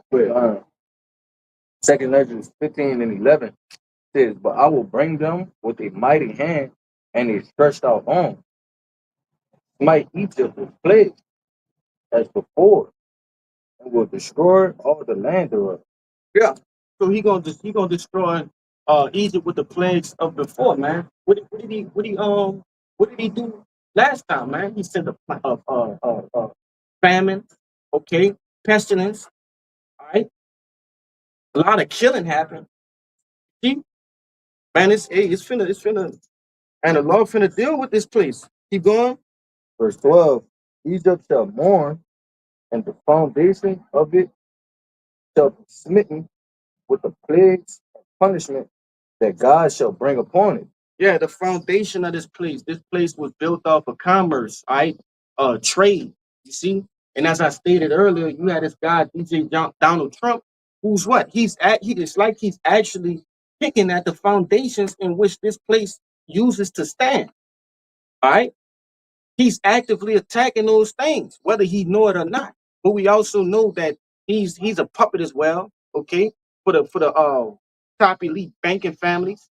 See, so he and really they're puppets to whom? Yahweh, why Yahweh Shai, man. So this place is getting eaten from the inside out. Go ahead. Verse 13, they that till the ground shall mourn, for their seed shall fail through the blasting and hail, and with a fearful constellation. Constellation. Woe to the world and them that dwell therein. That's right. Those that till the ground, which is synonymous with what? Working. You see? Those that are going to these different jobs, like ourselves, man. Yeah, everyday people. Okay. Hey, those jobs are gonna what? Are gonna fail. Okay. Saying that now. Yeah, we seeing that on a massive scale right now, man. All right. And you either the little jobs that we do have, we can't even keep up with the expenses of daily life, man. You know? Keep going now. Verse 15, it says, for the sword and their destruction draw it nigh, and one people shall stand up to fight against another, and swords in their hand. Yeah, Salaka. Read it one more time. Verse 15 again, it says, for the sword and their destruction draw it nigh, and one people shall stand up to fight against another, and swords in their hand. Yeah, and that's what's coming to America, man. All right. Going back to that what? To that Jeremiah 30. Okay, going back into that Daniel, the 12th chapter. You see, that's what's coming to the world. All right. Swords in their hands, the modern day sword, the gun, all right, on your streets, on your American streets. These streets will be blood soaked, man. All right. Keep going. Verse 16, for there shall be sedition among men, and invading one another. They shall not regard their kings nor princes, and the course of their actions shall stand in their power. That's right. Okay. So when all the food is gone, all the 18-wheeler trucks have stopped reaching these different superstores, your Walmarts, your Sam's Clubs, your Kroger's, okay? these different warehouses are not producing goods anymore, all right, receiving shipments and shipments going out, there's going to be an invading of one another, all right? There are going to be people in posses. Posses are going to come back into style as well, man. All right, or as the young people know it as cliques. See, gangs. All right, all right. These people, they're gonna what? They're gonna go into your house. They're gonna search. You continue reading, it's gonna say that. Nah, for sure. I'm gonna get them to get that in the GNT as well. Con. But keep going on. Verse 17, a man shall desire. One more thing. It says, who invading one another, they shall not regard their kings nor princes, and in the course of their actions shall stand in their power. You see, so people will not regard the different forms of authority in that day. Your governors, your mayors, the chief of police. Okay, hey, they not doing it now. You see, man, how could you regard the mayor that's getting indicted here in New Orleans? You know, how could you take a person like that serious? You know, so how much more in that day when other chaos is on the street? But and at the time too, it could be what stiff on the rest, riots, and total laws. You know, it could be a total collapse of society in those times. And they're gonna do what? Even the president, man. All right, the vice president, these different chair members, the cabinet, all right? These people, they gonna regard these people, and you actually have these right wing patriotic Edomites that's gonna go hunt for you, man. They're gonna seek to what? They're gonna seek to actually do harm to these different politicians because they are the ones who what? They have put these different things in place. They see America as all they have left. The land of the free, the home of the brave. They believe America is the greatest country on the face of the planet Earth. And they're gonna take that away from them. And these Edomites are not playing. You know, they see too that America's completely divided. Everything is going total lost, or everything's just going downhill, down the drain, as it was said. Hey, the different rights that they had at one particular time, they don't have those rights anymore. You see, they taking away their gun laws, right? And these Edomites are finding different ways to these different loopholes in which, especially these different stocks. Okay, they try to prevent these Edomites from getting these putting a stock on different weapons. So what they do, they create a brace, which is basically a stock, but it has a different function. You see, so these Edomites, they're not going, man. What they say, they're gonna have to take it when they're gonna come for those guns. They're gonna take it from my cold dead hands. You know? Yeah. Got 3 Edomites I work with right now that say that to me. Yeah, man, they're not playing. In my face, we were joking at first. Soon I said, "What you gonna do when they take your gun?" Man, right out my cold dead hand. Yeah, they don't play around, bro. Their guns that's their freedom. You see? Freedom and difference. Right. Go ahead, Verse 17, a man shall desire to go into a city and shall not be able. For because their pride, the cities shall be troubled. The houses shall be destroyed, and men shall be afraid. Yeah, and if I can say, hey, a man will desire to go into a city, right?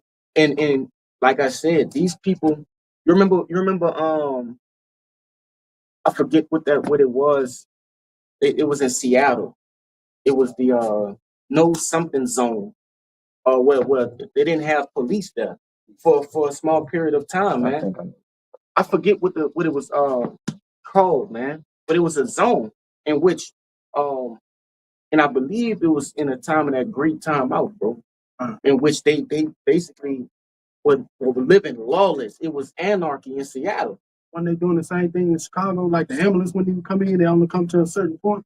Yeah, even in that, man, these different bigger metropolitan areas, the New Yorks, the Chicagos, the Baltimores, the New Orleans, right, the Atlantas, hey, those are going to be breeding hubs for chaos in that day. You already have these people who are in a chaotic state of mind, right? You got these so-called YNs, which I hate to use that term because it's I don't really like that. They just criminals, bro. Fucking criminals. really they're insane, right? And those guys, they're looking for a time like that. Let me see. Yeah, it was called it was in 2020 during the Great Timeout. It says Seattle saw an emergence of the Capitol Hill Autonomous Zone, also known as CHAZ, right?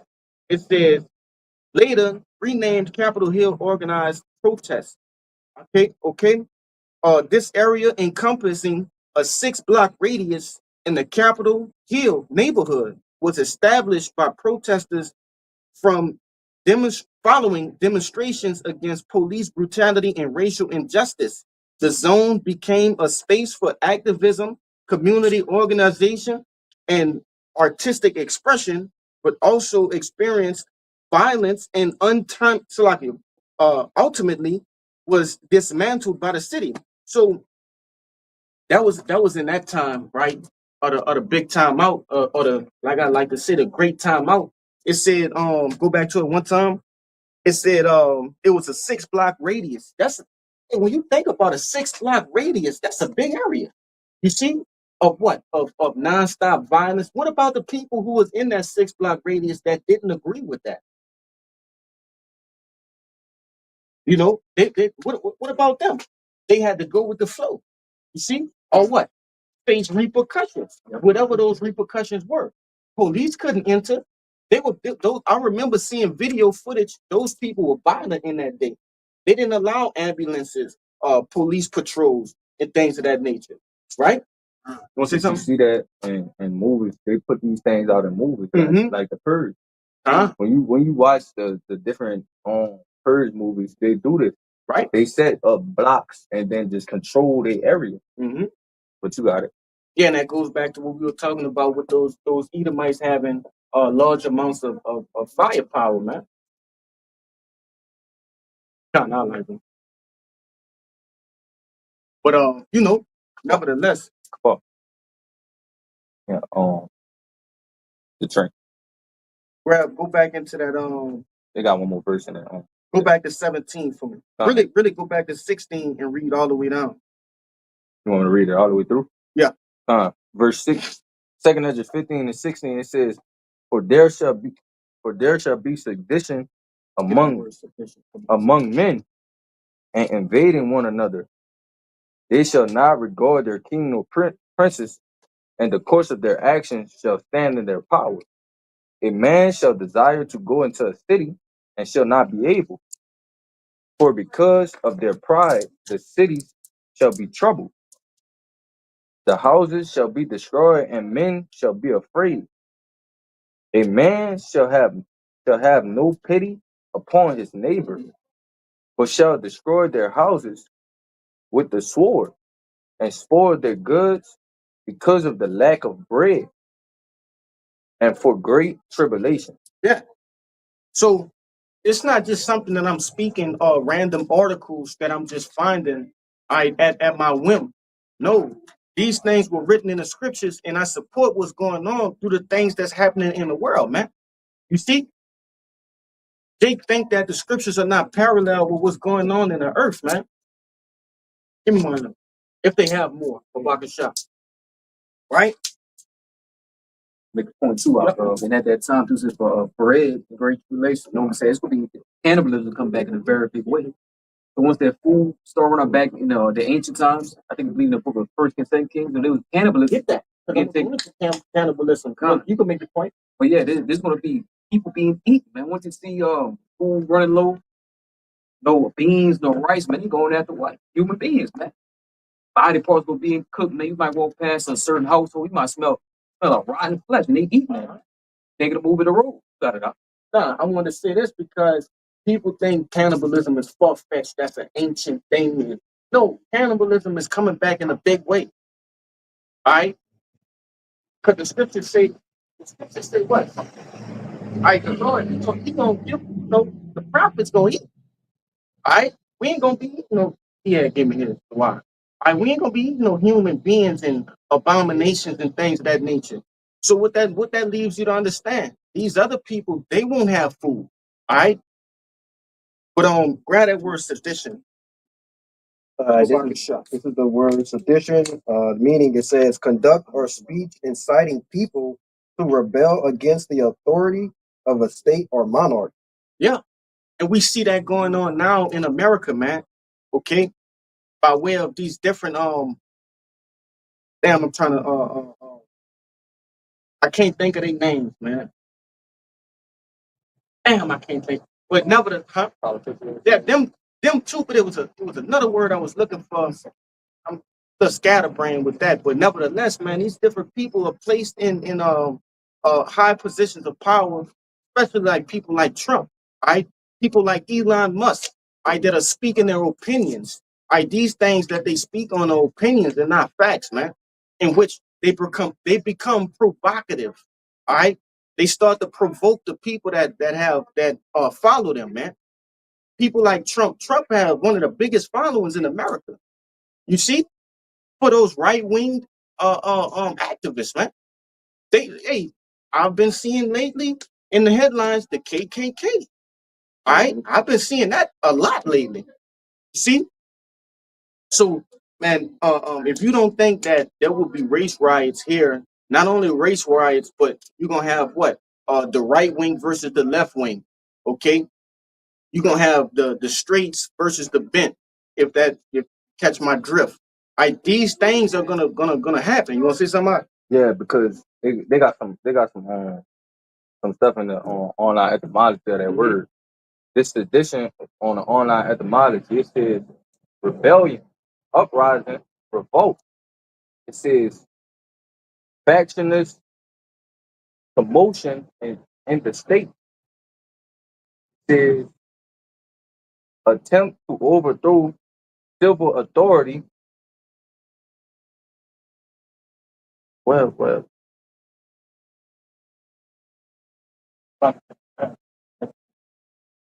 Okay, it also says civil or religious disorder, Right. riots. Real quick. No, that was kind of it. Now, I wanted to say this because it said you're gonna have sedition, and then when you jump back down to verse 19, it says what? It says a man shall have no pity upon his neighbor, but shall destroy their house with the sword and spoil their goods because of the lack of bread and for great tribulation. I saw a lot of shit gonna happen because of the lack of bread. I'm not just talking about actual bread, loaves of bread. No, man, just food in general. It's gonna be a problem. See? It's going to be a big problem on American soil. All right, before anything kicks off, all right, the problem going to start within, and it's already brewing. You can see the conversations as this brother said at work. All right, which I advise not to even talk to the Edomites about that because they could kind of smell that you know a little bit more than the average Joe. You know, you become a threat when you're not Jamal off the block, right? You thinking outside the box. He already afraid of us. You see?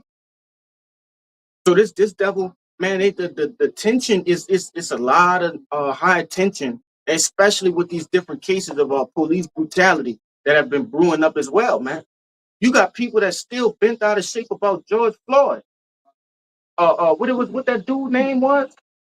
Alton Sterling or some shit like that. The guy in Baton Rouge, they killed him for selling cigarettes. I think Is it Gardner or something like that? No, it was Sterling. Something Alton Sterling or something. But nevertheless, you got people who still bent out of shape about Mike Brown. You know? So how much more?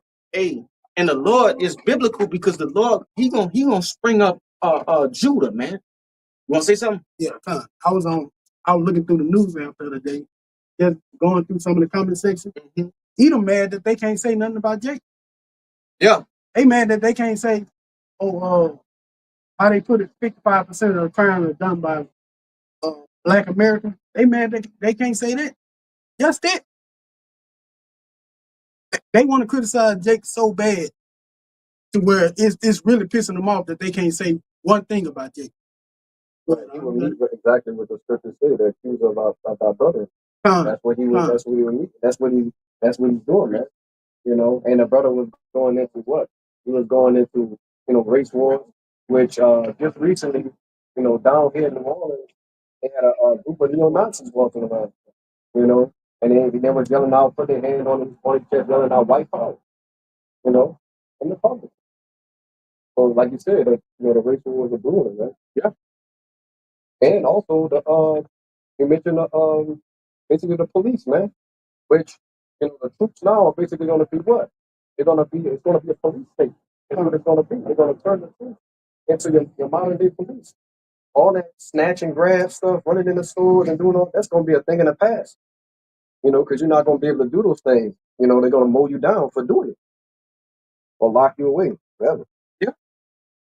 We coming to the point where the prison system, they're not gonna be putting you into the prison system no more. It's gonna be straight killing, right on site.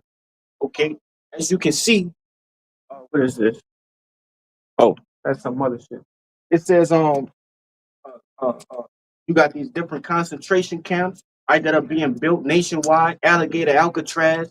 I forget where it was. They said they want to build a whole nother one. Somewhere else. I forget. But nevertheless, man, you think these places are being built for nothing? Right? There's ill intent behind these different places being built. Right? There's already records of here in New Orleans, man, really Louisiana, Slovakia, right, of records of people that have died in what that is, and I'm trying to think of the fucking name of that prison, man. What's the one when they go upstate? Angola. Right. Hey, a lot of people don't come back from Angola, man. You see? Because they're in the hand of the devil, man. Whenever that devil feel like, putting you out of your misery, that's just what's gonna happen. All right. So in the times in which are coming to pass. See? Because the devil, man, you start to look at these different social media sites that show the actual gore of these different body cam videos of Jake being stopped by these police. All right, and how many rounds they dump off into Jake. You can see the aggression. You can see the hate. All right, they pepper spray Jake for just explaining the situation. You know, shooting Jake because he said he had a gun, but it really was his phone. Now, I'm not on nobody's side. I'm with the righteous. Okay, but these are things that are going to come to an all-time high, man. Grab that Bobby shot at second Ezra's what that was 15 in the GNT for me. So that I think I had you start at 10. Okay. Yeah. It's second Ezra 15, start verse 10 in GNT. It said, "My people are being led to the slaughter." So like it, bro. You could jump down to 15.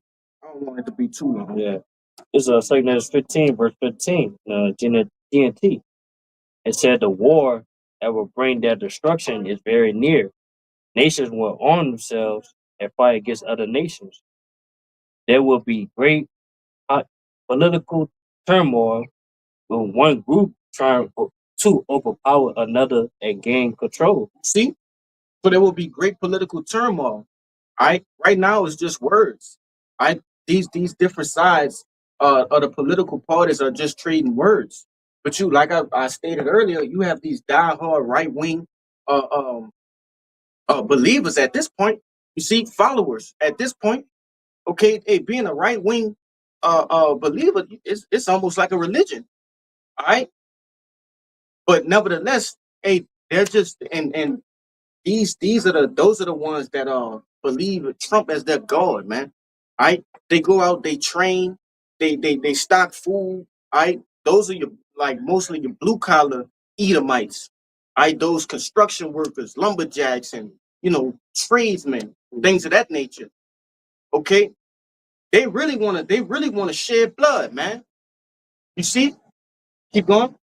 While ignoring the legitimate government, Mhm. there will be no longer be free access to the city because the struggle for power will bring destruction, terror, and total confusion wherever people live. Yeah, and that word was legitimate because the legitimate government is what?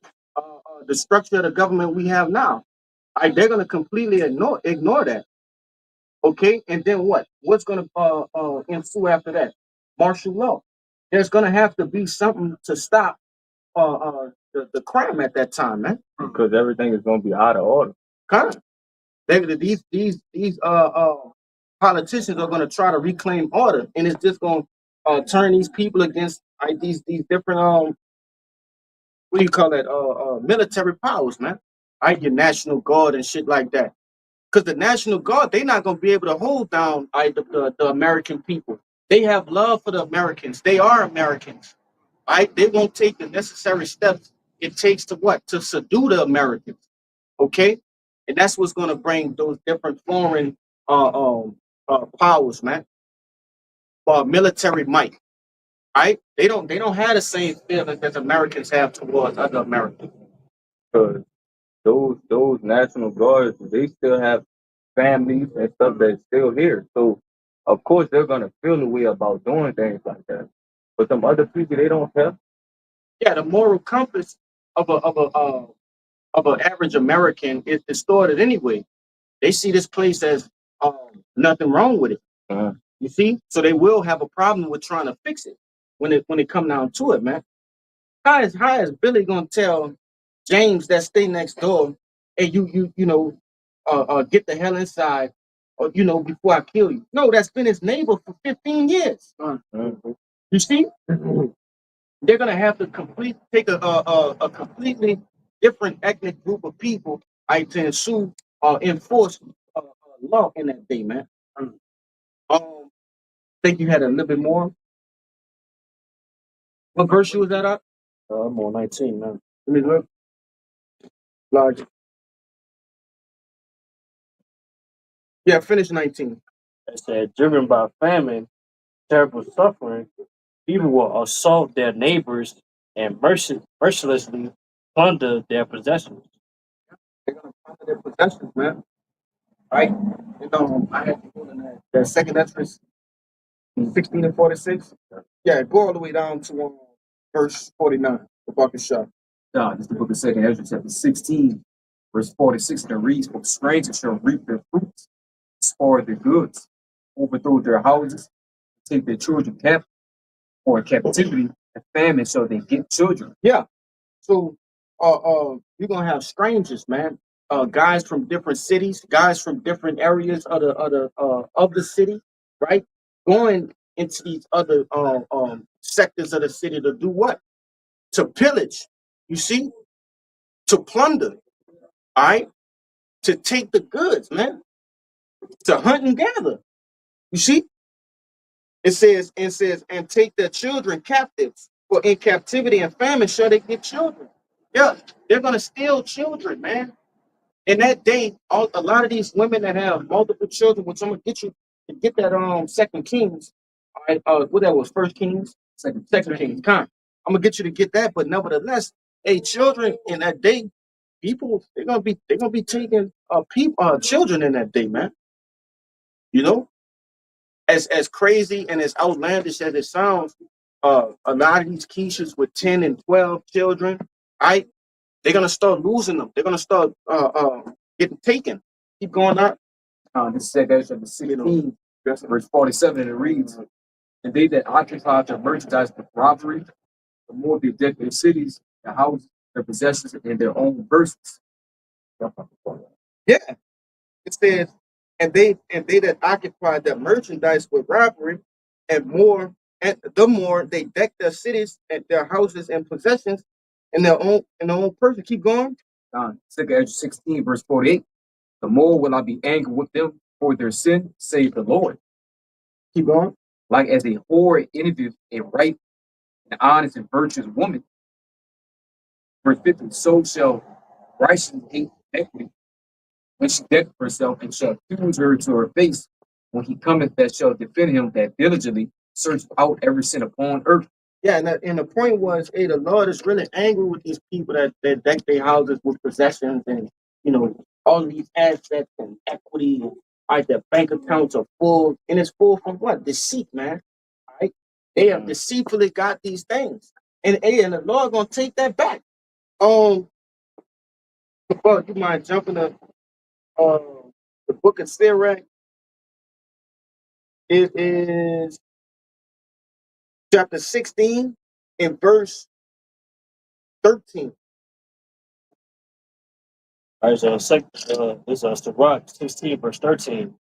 The sinner shall not escape with his spoil, and the patient of the godly shall not be frustrated. Yeah. And the sinner, he's not going to escape this earth with those spoils, man. Okay? The things he stole, the things he done ill to obtain. All right? No, you got to pray for that, man. The Lord going to visit your sins. You see? Those things won't God, honestly.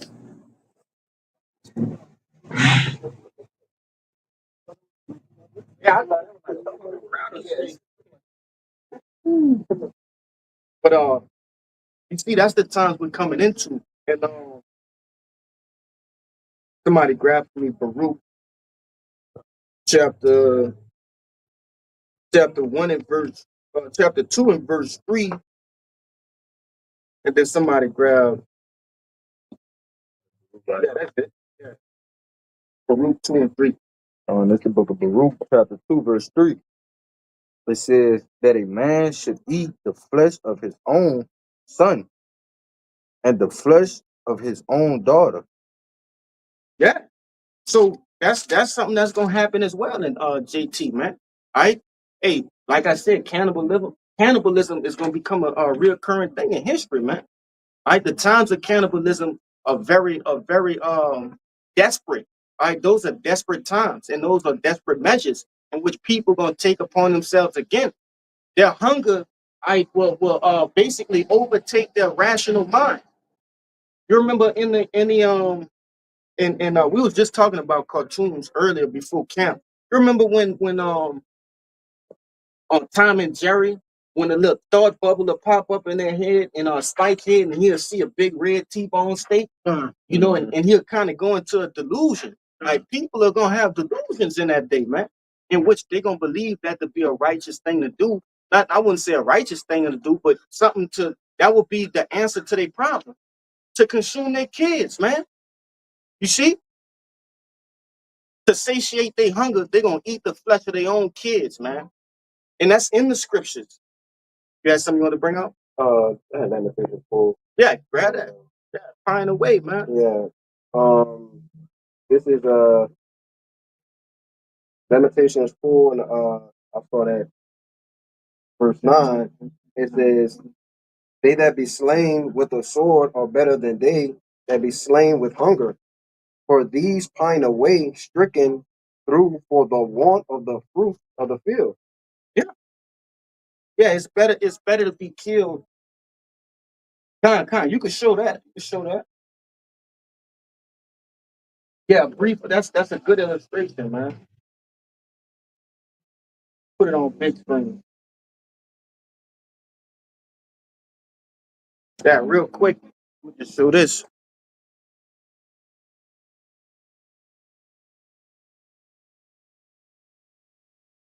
Man, look, they're in a desperate time. They're stranded. You see? But really the whole time, that's his friend, man. He told him, hold on. Yeah, hold on.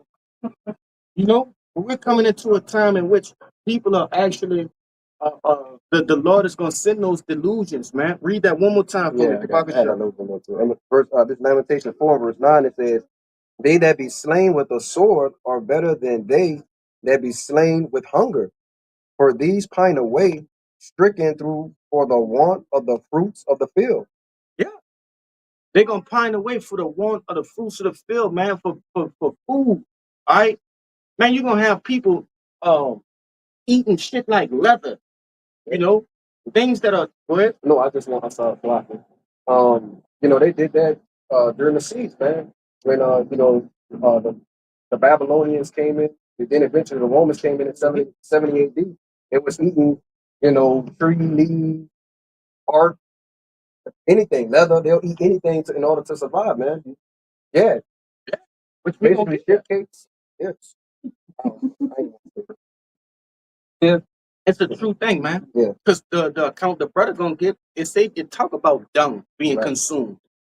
You see, but another thing with like with those like you said those tree leaves and shit, man. Those tree leaves are not even consumable. There's certain chemicals in those leaves in which will make a man sick. All right, your stomach has not enough stomach acid. The acid isn't strong enough to break down those different enzymes. Right. All right, so in turn, it's gonna make you sick. It's gonna make you delirious. All right, different things like headache and nausea is gonna occur.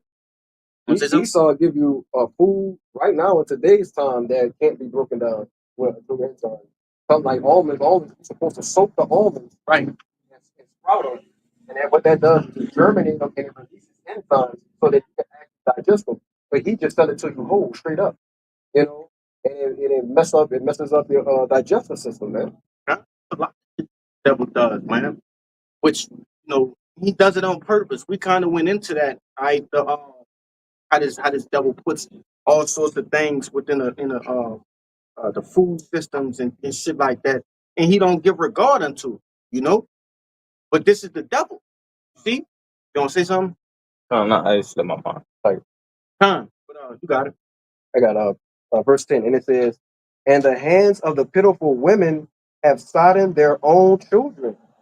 They were their meat in the destruction of the daughter of my people." Yeah. To sodden is similar to boiling. Okay. Somebody grab that word sodden. Um, and shit, scriptures never lie. We're gonna get the account and we write that account now, brother. This is a real quick. Let him grab that word size.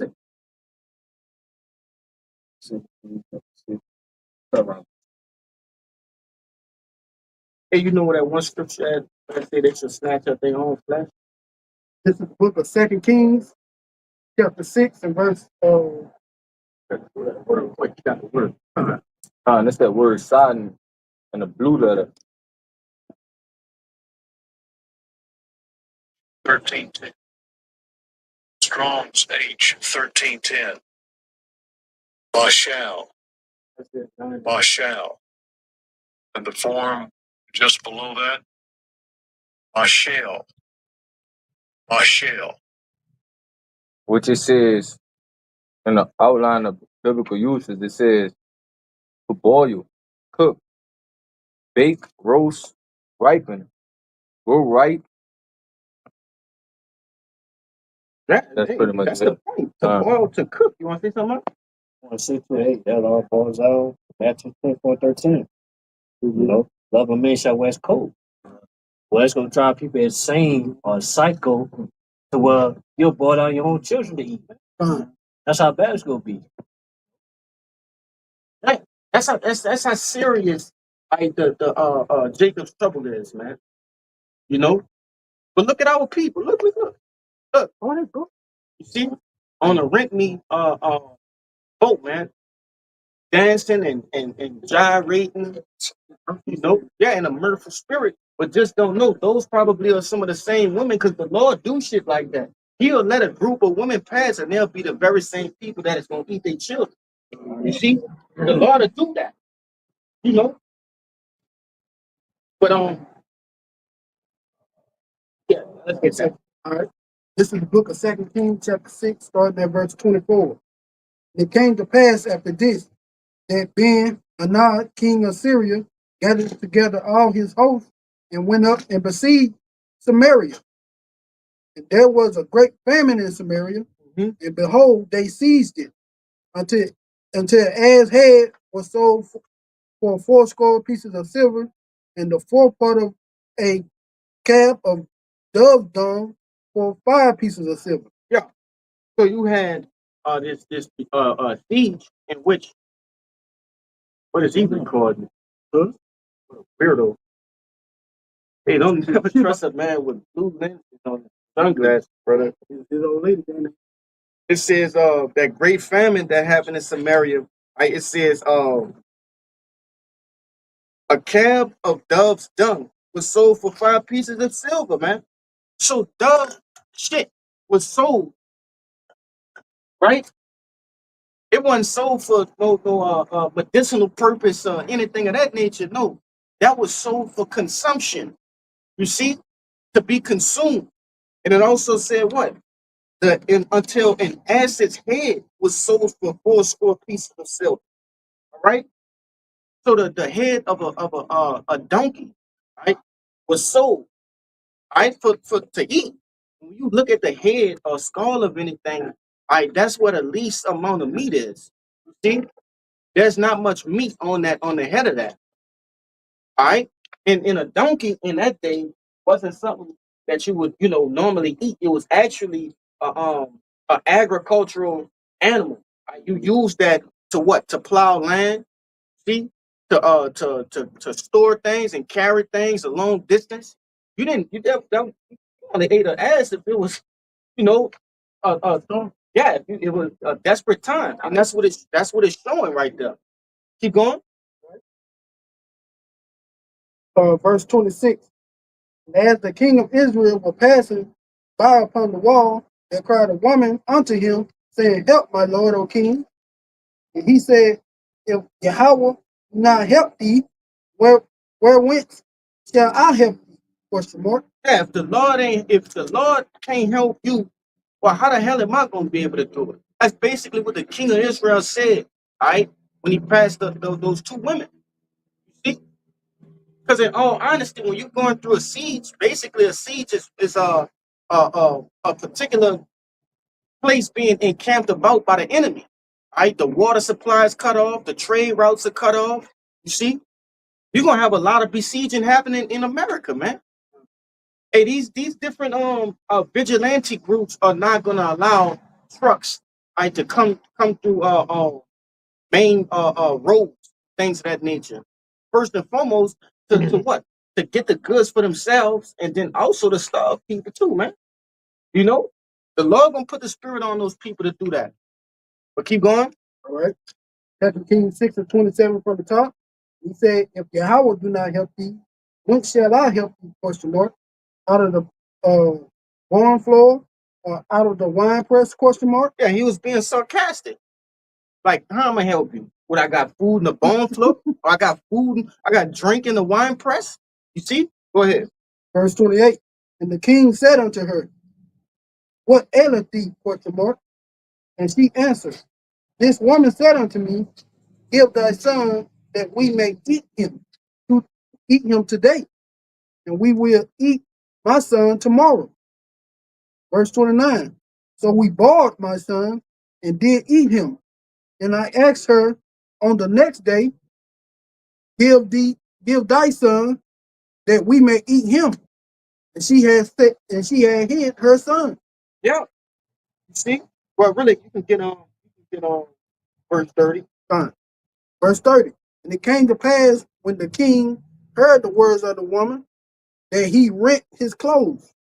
And he passed by upon the wall, and the people looked and beheld he had sackcloth within upon his flesh. Yeah.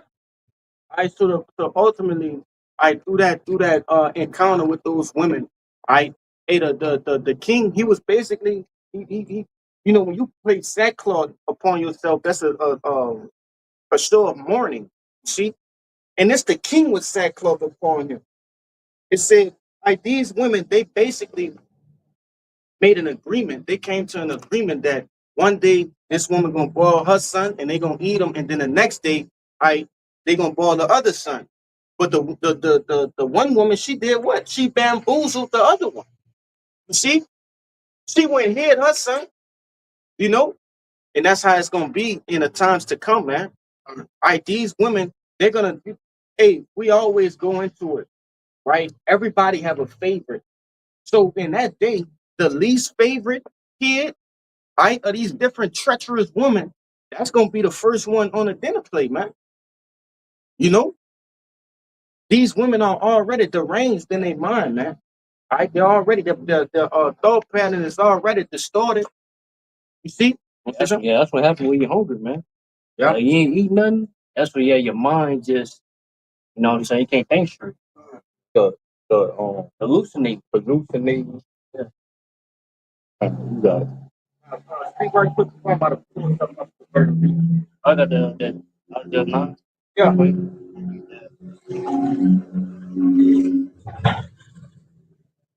It's Isaiah 9, verse 19. Through the wrath of the Lord of hosts is the land darkened, and the people shall be as a fuel of the fire. No man shall spare his brother. He snatch on the right hand and be hungry, and he shall eat the left hand, and they shall not be satisfied. They shall eat every man the flesh of his arm. That's right, man. So hey, the Lord basically, man, it's all judgment of the Lord, man. The way, man, you gonna bring out famine. Today, man, all gonna use the people as to feel his fire, man. The judgment. So well, you could be you could probably be eating sacrifice to people, man. You know? And say, man, it said no man shall spare his brother. So hey, every man for himself, man. In the day. Ain't gonna be no love. Hey man, you gotta eat, man. You know? The love of many shall West wax cold. cold. No. And say, hey man, they not even gonna be satisfied with that. They gonna eat their own self, man. Let's say every man shall eat his own flesh on his own. Cause they gonna be hallucinating, man. Psycho, as they got that Greek word for West Coast, man. Now that's gonna be chaotic, man. Fight hard. One of them boys hit me. He said, nah, one of them. That's there right there.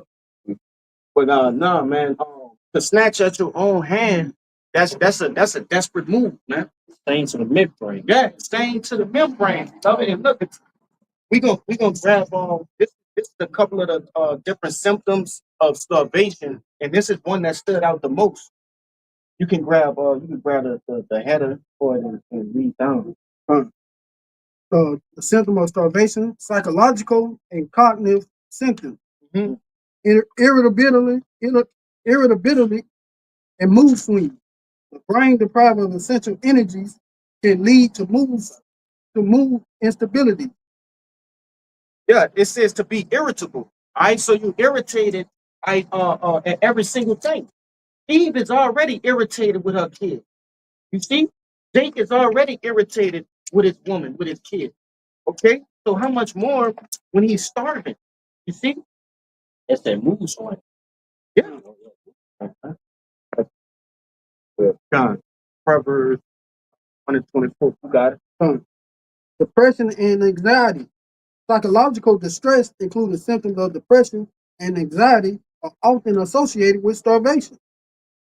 Yeah, people are gonna start to become anxious, all right, while they're waiting inside their homes. When you have and I'm talking about in the earlier stages of Jacob's trouble, when you still have the radio on, right? The TV still gives you that broadcast, right? And they're telling you everything is gonna be okay.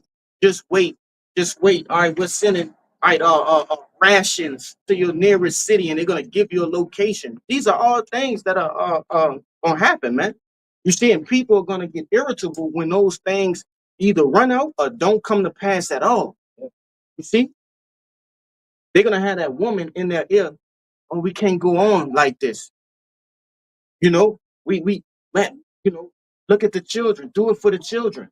Want to say something? That's how you walk through the road. He couldn't handle what was going on. He Mhm. just walked off. He had never seen that again. He couldn't handle the straights, Yeah. starving, you know what I'm saying? The conditions there was. She couldn't handle. She just basically walked off, and she was never seen again. You know what I'm saying? God, hey man. I forget the name of it, but there's this specific video on YouTube, and it goes through the stages of an apocalyptic situation. Right, and it gives you one side where God prepared. Right? You know what I'm talking about, huh? And it's like what, like an hour and 30 minutes long. But those are real scenarios. Of course, it don't cover all the scenarios because that would be impossible. See? Yeah, I saw that a while, like maybe about 3 or 4 years back. But nevertheless, it was very edifying because it went into the different stages of what happens to the average American family when a disaster happens on a catastrophic level. You see? Yeah, basically it's called how it will go down if you were prepared.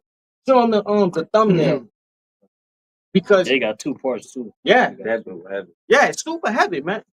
You know, and spiritually, we are in the second part, right? Not physically, but spiritually. Because what? When he prepared the proper way, he had what? He had rations. His family stayed intact. You see, and that's not to say that that's going to happen unto us. Obviously we understand that, but in a spiritual way, things gonna be all right for us, man. Lord willing, we are that number. You see, but what it went into, like you were saying, on the road when the woman he couldn't handle it no more. In that, they actually ate the household pet. You see, and they were kind of getting down to the nitty gritty, right? They were getting down to their very last like meals. You see, so what happened? They ate the family pet, and then the young lady that was the oldest kid. It was their daughter. She ended up trying to go out and find some sort of rations and was never seen again. And she actually was traded in a sex slave trade, man. Because a lot of that gonna be going on. A lot of grape gonna be going on, man. Women gonna be selling their bodies for food. I know. I think you might need to put that in a chat, brother. That's a good one. Think I'm- Yeah. I don't know if they're gonna be selling their body. They gonna Because be, in that time, yeah. men just gonna take it. Why would I want to buy them? They just gonna take it. There ain't gonna be no. I need a loaf of bread for my kids. Why? Come here. And see, they gonna look to do such. But men ain't man. They gonna have, like we seen that guy riding past. They gonna have a lot of men who burning in their lust, man. You gonna have a lot of men who never touched a woman, right? And they gonna see this as their prime time. Say something? Yeah, it feel like Scorpio time. Get over here. God, now. God, Freaked out. you gotta think about it. If you look at these social media sites, and you have these women on here already have niggas. You go down that comment section. Oh, men be saying all kind of things. Oh man, That's a fact. And I think The average, the modern American freak, the male, man, let's be real. So-called, you don't get no play. Man, they can never transmit the how people play me seeing so-called white man getting women like that. They he's on a website, Beavis, he wish he can get him, man. So when that time come, he just go just take it, bro. I got a little bold with it, but I'm saying I just got a little bold with it, but that's what's gonna come, dude. Acid, grapes, like the brother said. You got nah, you have people that are actually insane. Not growing into the stage of insane, but actually who have a mental disorder. And those people from these different insane asylums, these people who and I'm gonna get you to grab that Proverbs, because all of this is a recompense, for the transgression of sins, man.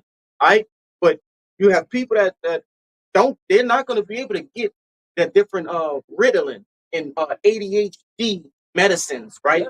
Different things of that nature in that day, man. So-called people that are bipolar, which is just another word for a person that can't control their emotions, right? Was it Yeah, or in the crazy house. right? Those insane asylums. Saying something. Yeah, those people are gonna get released. You think that the caretaker's gonna stay there while all hell is breaking loose? No, you're gonna have some real guys like the Joker, right? On the streets. You see, with a vengeance. Okay? And best believe they will remember those who have mistreated them in that day, man. Want to say something? that goes back to that Ciroc 39. Those spirits created from vengeance. They're gonna be all over people like that. They're gonna get a lot of people up out of here. Overuse anger to certain people, man. Don't say, man. Put people to death, man. To put misery upon them, man. No affliction. Yeah, you can bring it up. Yeah. And we gonna get that to back up what you just said, man. This is I'm gonna kind of go straight to the point. This is Deuteronomy 28 and verse 56 to 57. It says the tender and delicate woman among you, which will not adventure to set the sole of her foot upon the ground for delicateness and tenderness, her eye shall be evil toward the husband of her bosom, and toward her son, and toward her daughter. Verse 57. And toward her young one that cometh out from between her feet, and toward her children which she shall bear, for she shall eat them for the want of all things secretly in the siege and straitness, wherewith thine enemies shall distress thee in thy gates. And it's happened once before, and it's gonna happen again, man. You see? You want to see anything specific on that? No, I was going to just say exactly what you said. It happened during basically, 70 AD, the Babylonians. But it's gonna the same siege and the straightness is gonna happen again, but on a whole nother Yeah. level. It's gonna be amplified. Right. You know, I wanted to say this too because it said in secrecy. See, so you're gonna have a lot of men that go out to forage for food, to hunt and gather, right? In that day, and what I mean by that, I'm not talking about like Aboriginal practice. No, in these inner cities, they're gonna go out to these different convenience stores. They're gonna rob. They're gonna pillage, right? And they're gonna come back home and find out that their daughter has been eaten, that their son has been eaten. Where's little Mikey? Mikey, I brought you back a squirrel or something. You know what I'm talking about? I ruffled up, something from in the city, and the Mikey is gonna be, nowhere to be found. You see, those are things that are gonna happen, man. Right? It's gonna get totally gruesome in that day. Somebody get on Jeremiah 15. We can start at 1, but grab that proverb from Shop. It's the book of Proverbs, chapter 1, verse 24. It says, because I have called and ye have refused, I have stretched out my hand, and no man regarded. Yeah, because the Lord he have called. He called Israel. You see, to do what? And that's why it's called Jacob's trouble. Hey, the Lord reached his hand out unto Jacob, man. You so-called Negroes, Latinos, and Native Americans. But you did what? Read it again, now.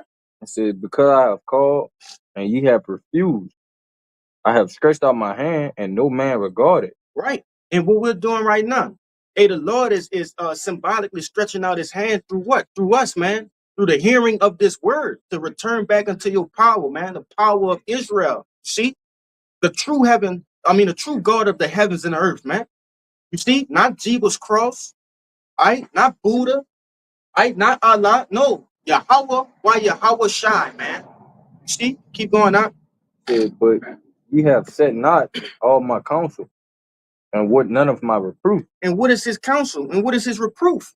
These words that we're speaking unto you, the breakdowns of the Holy Scriptures, the manual script, the things in which will bring you peace and abundance if you follow them. Keep going.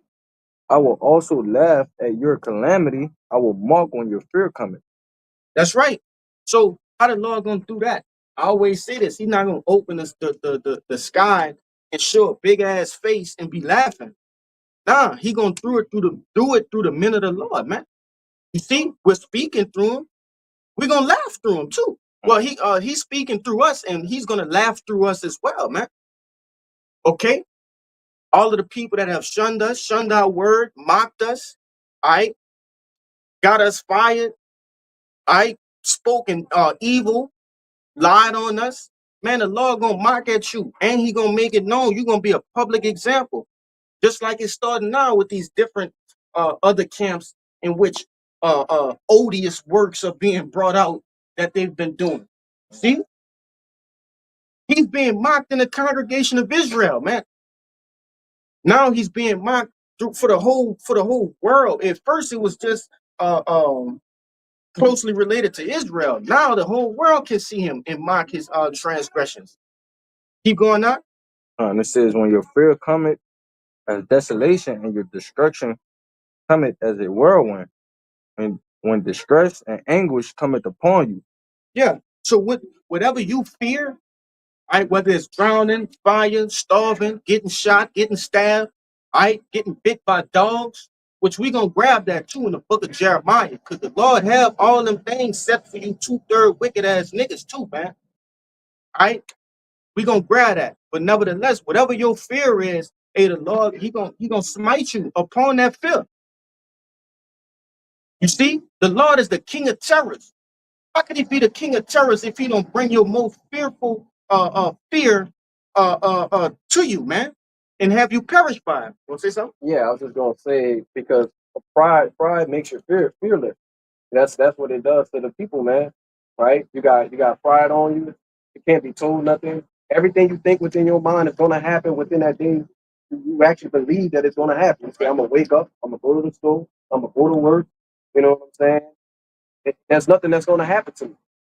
But the law is gonna do what? He's gonna flip flop it, man. He's gonna turn your fearlessness into being fearful, man. You want to say something? I got appreciate. Real quick, let me say this because we went into it earlier, right before you came back.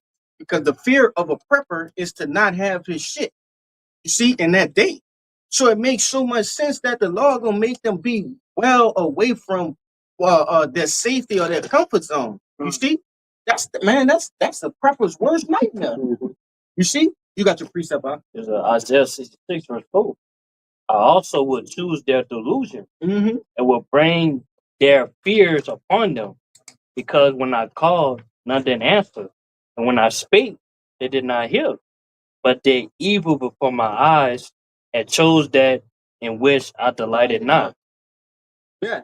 So the Lord, if He's controlling the minds of the people, the hearts which goes into your la'ab, He know what it is that make you tick. He know what grinds your gears.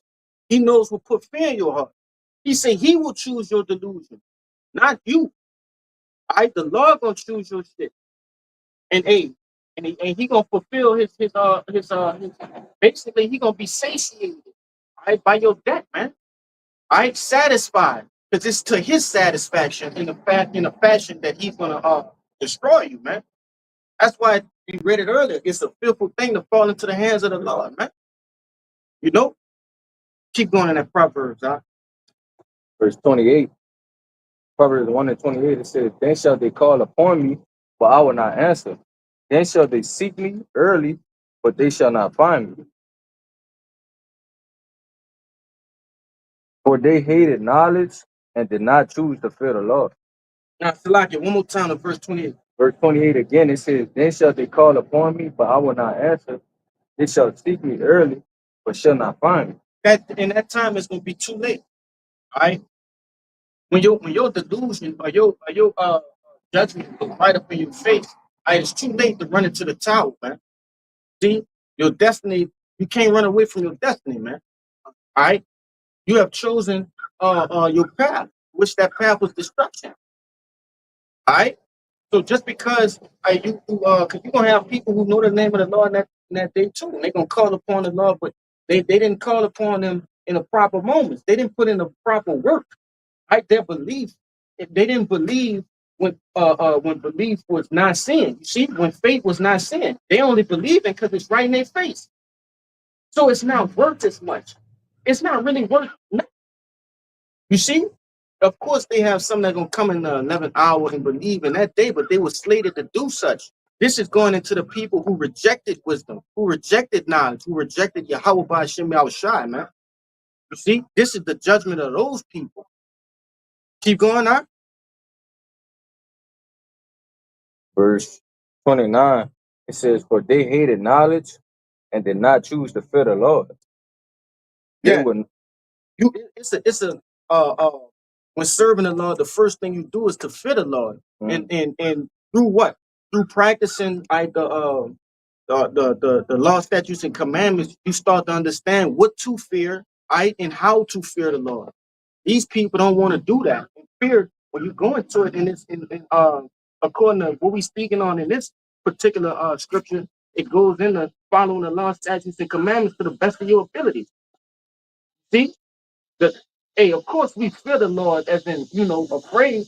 But we have a respect because fear goes into respect as well, man.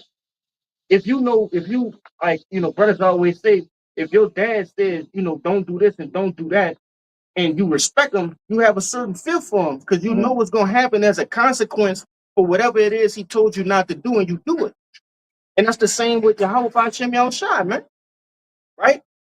But keep going, now. verse 30, it says, They were none of my counsel, they despise all my reproof. Therefore, they shall eat of the fruit of their own way, and be filled with their own devices. Yeah. Reap what you sow. Right? You sowed wickedness, you sowed wicked fruit, right? You're gonna reap those things because you watered them, you planted them, right? And you nurtured that wicked fruit. Right now, we're nurturing a righteous fruit. Lord willing, our sacrifice may be accepted. You see, because that fruit gonna blossom into what? Salvation, a fruit of life, a fruit of salvation. Hey, they don't even know that the fruit that they're cultivating is a fruit of what? Destruction. You see? But you got it out. One more. Really just end it out. You got it.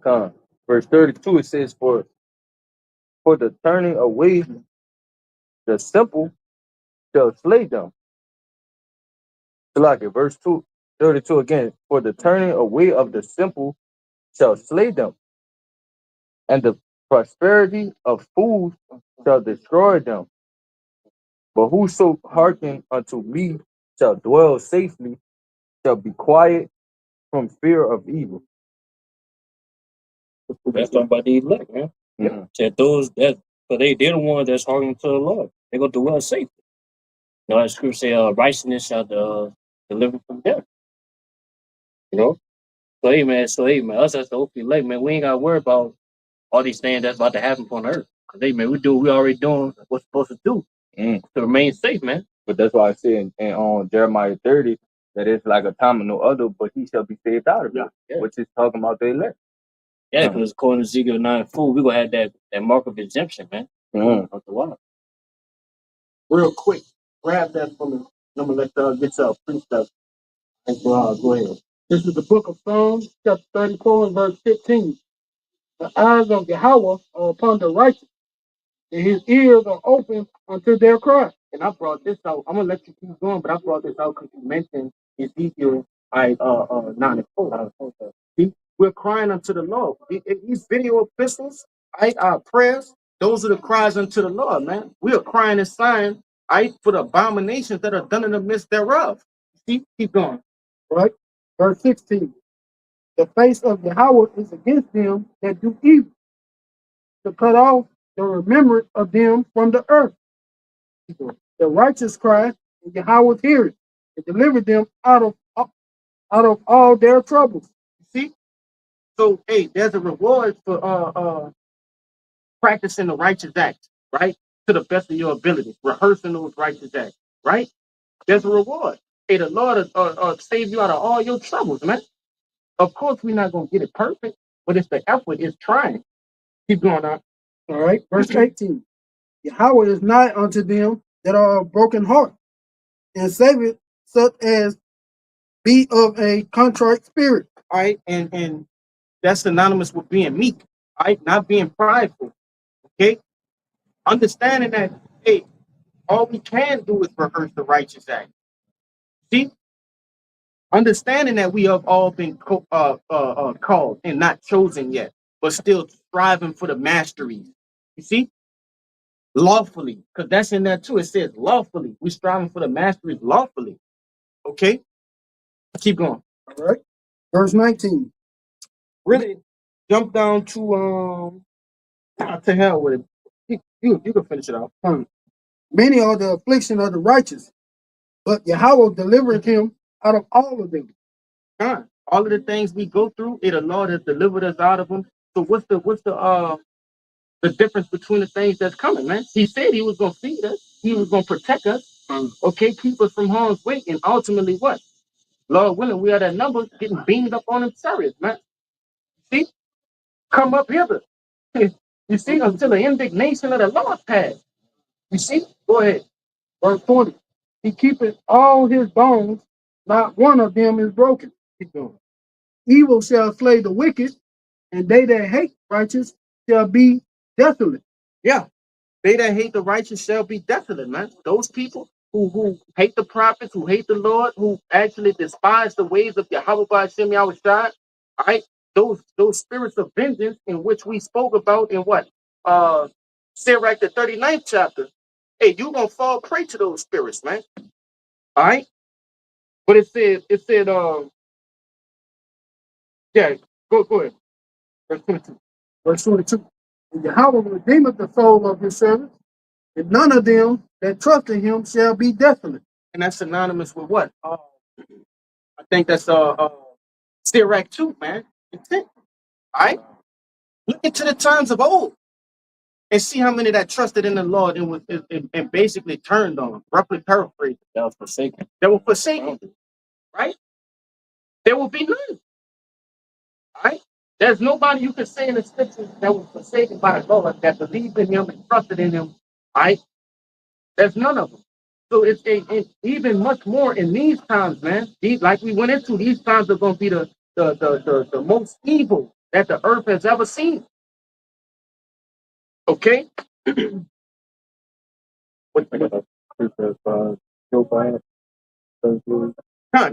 Yeah. This is Job 5:17, points like 20. It says, "Behold, happy is the man whom God correcteth. Therefore despise not thou the chastening of the Almighty, for he maketh sore and bindeth up, he woundeth, and his hands make whole. He shall deliver thee in 6 troubles, yea, in 7 there shall no evil touch thee." Yeah, and that's 7 going into that what? All right, that last trump going into that nuclear destruction, man. You see? It say happy is the man that is what? It says, "Happy is the man whom God corrected." Come on. Okay? We're being corrected in order to stay on the path of salvation. You're not being corrected just because you're a target and the Lord just won't hit you. No, you're being corrected. So it's just the same as, you know, in those old days when you saw those movies where in slavery days when they would hit the donkey on one side so he don't veer off the path, right, and hit him on the other side to keep him straight. That's the same way with us, man. You see, we're getting constantly capped. It's just a little bit of pain, but you know not to go this way no more. You know not to go that way no more.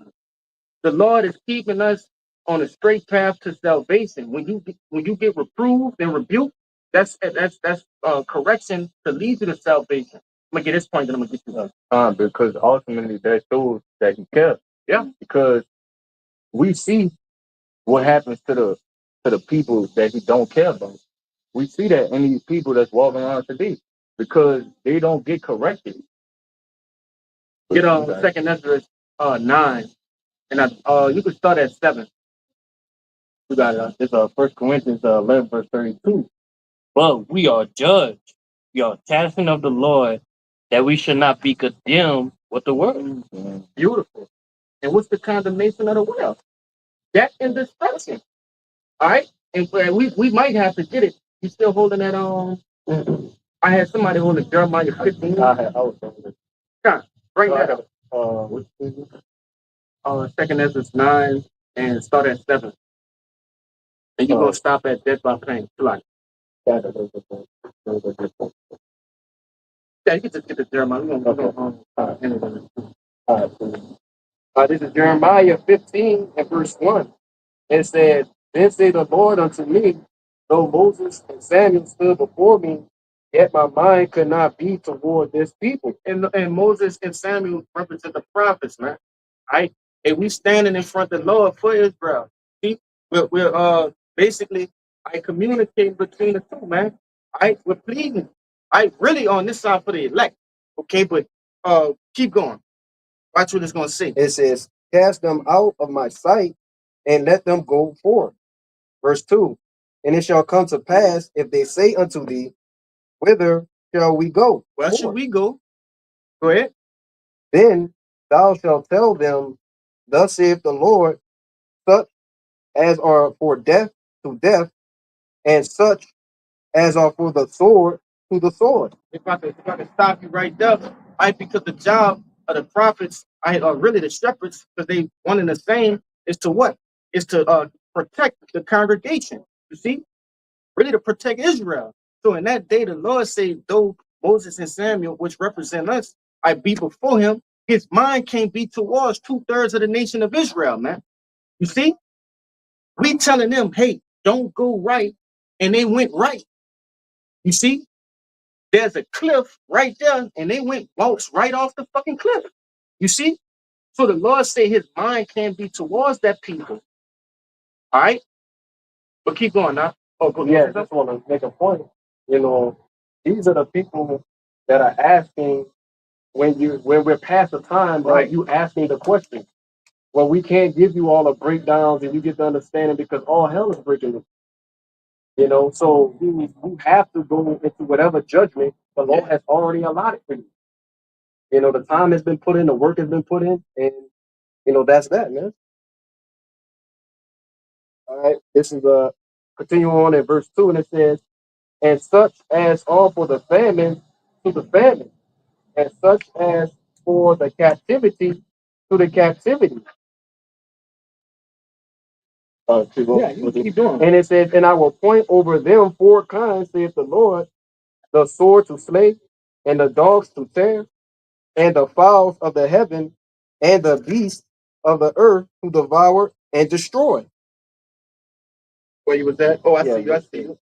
hmm Yeah, that pretty much was the point. All right? Man, hey, the Lord have 4 kinds of destruction that he coming to you, man. You see? And there's no other way about it because hey, the Lord, he's giving you the proper precautions or the proper warning. All right? That's spoken on in what? Ezekiel the 3rd chapter. You see? We are here to what? To warn the nation of Israel, okay, of what's to come and what's to come. Danger. All the dangers that we just proclaimed, right?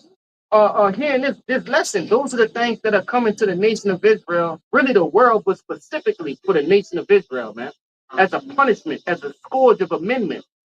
Okay, that was it on that. You've been holding, huh? I'm over that time. All right. This is the book of Isaiah, chapter 30, and I'm going to start at verse 12. Wherefore, thus said the Holy One of Israel, because ye had despised the word, and trust in oppression and perverseness, and stayed thereon, therefore this iniquity shall be a breach ready to fall, whether out in a high wall, whose breaking coming suddenly and at an instant. They shall break, and he shall break it as breaking the potter's vessel, that he is broken into pieces.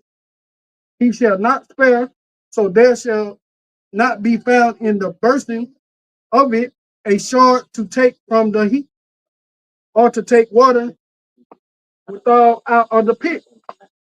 That goes into what he was talking about, that painful death that the Lord gonna put on the 2/3 of his people.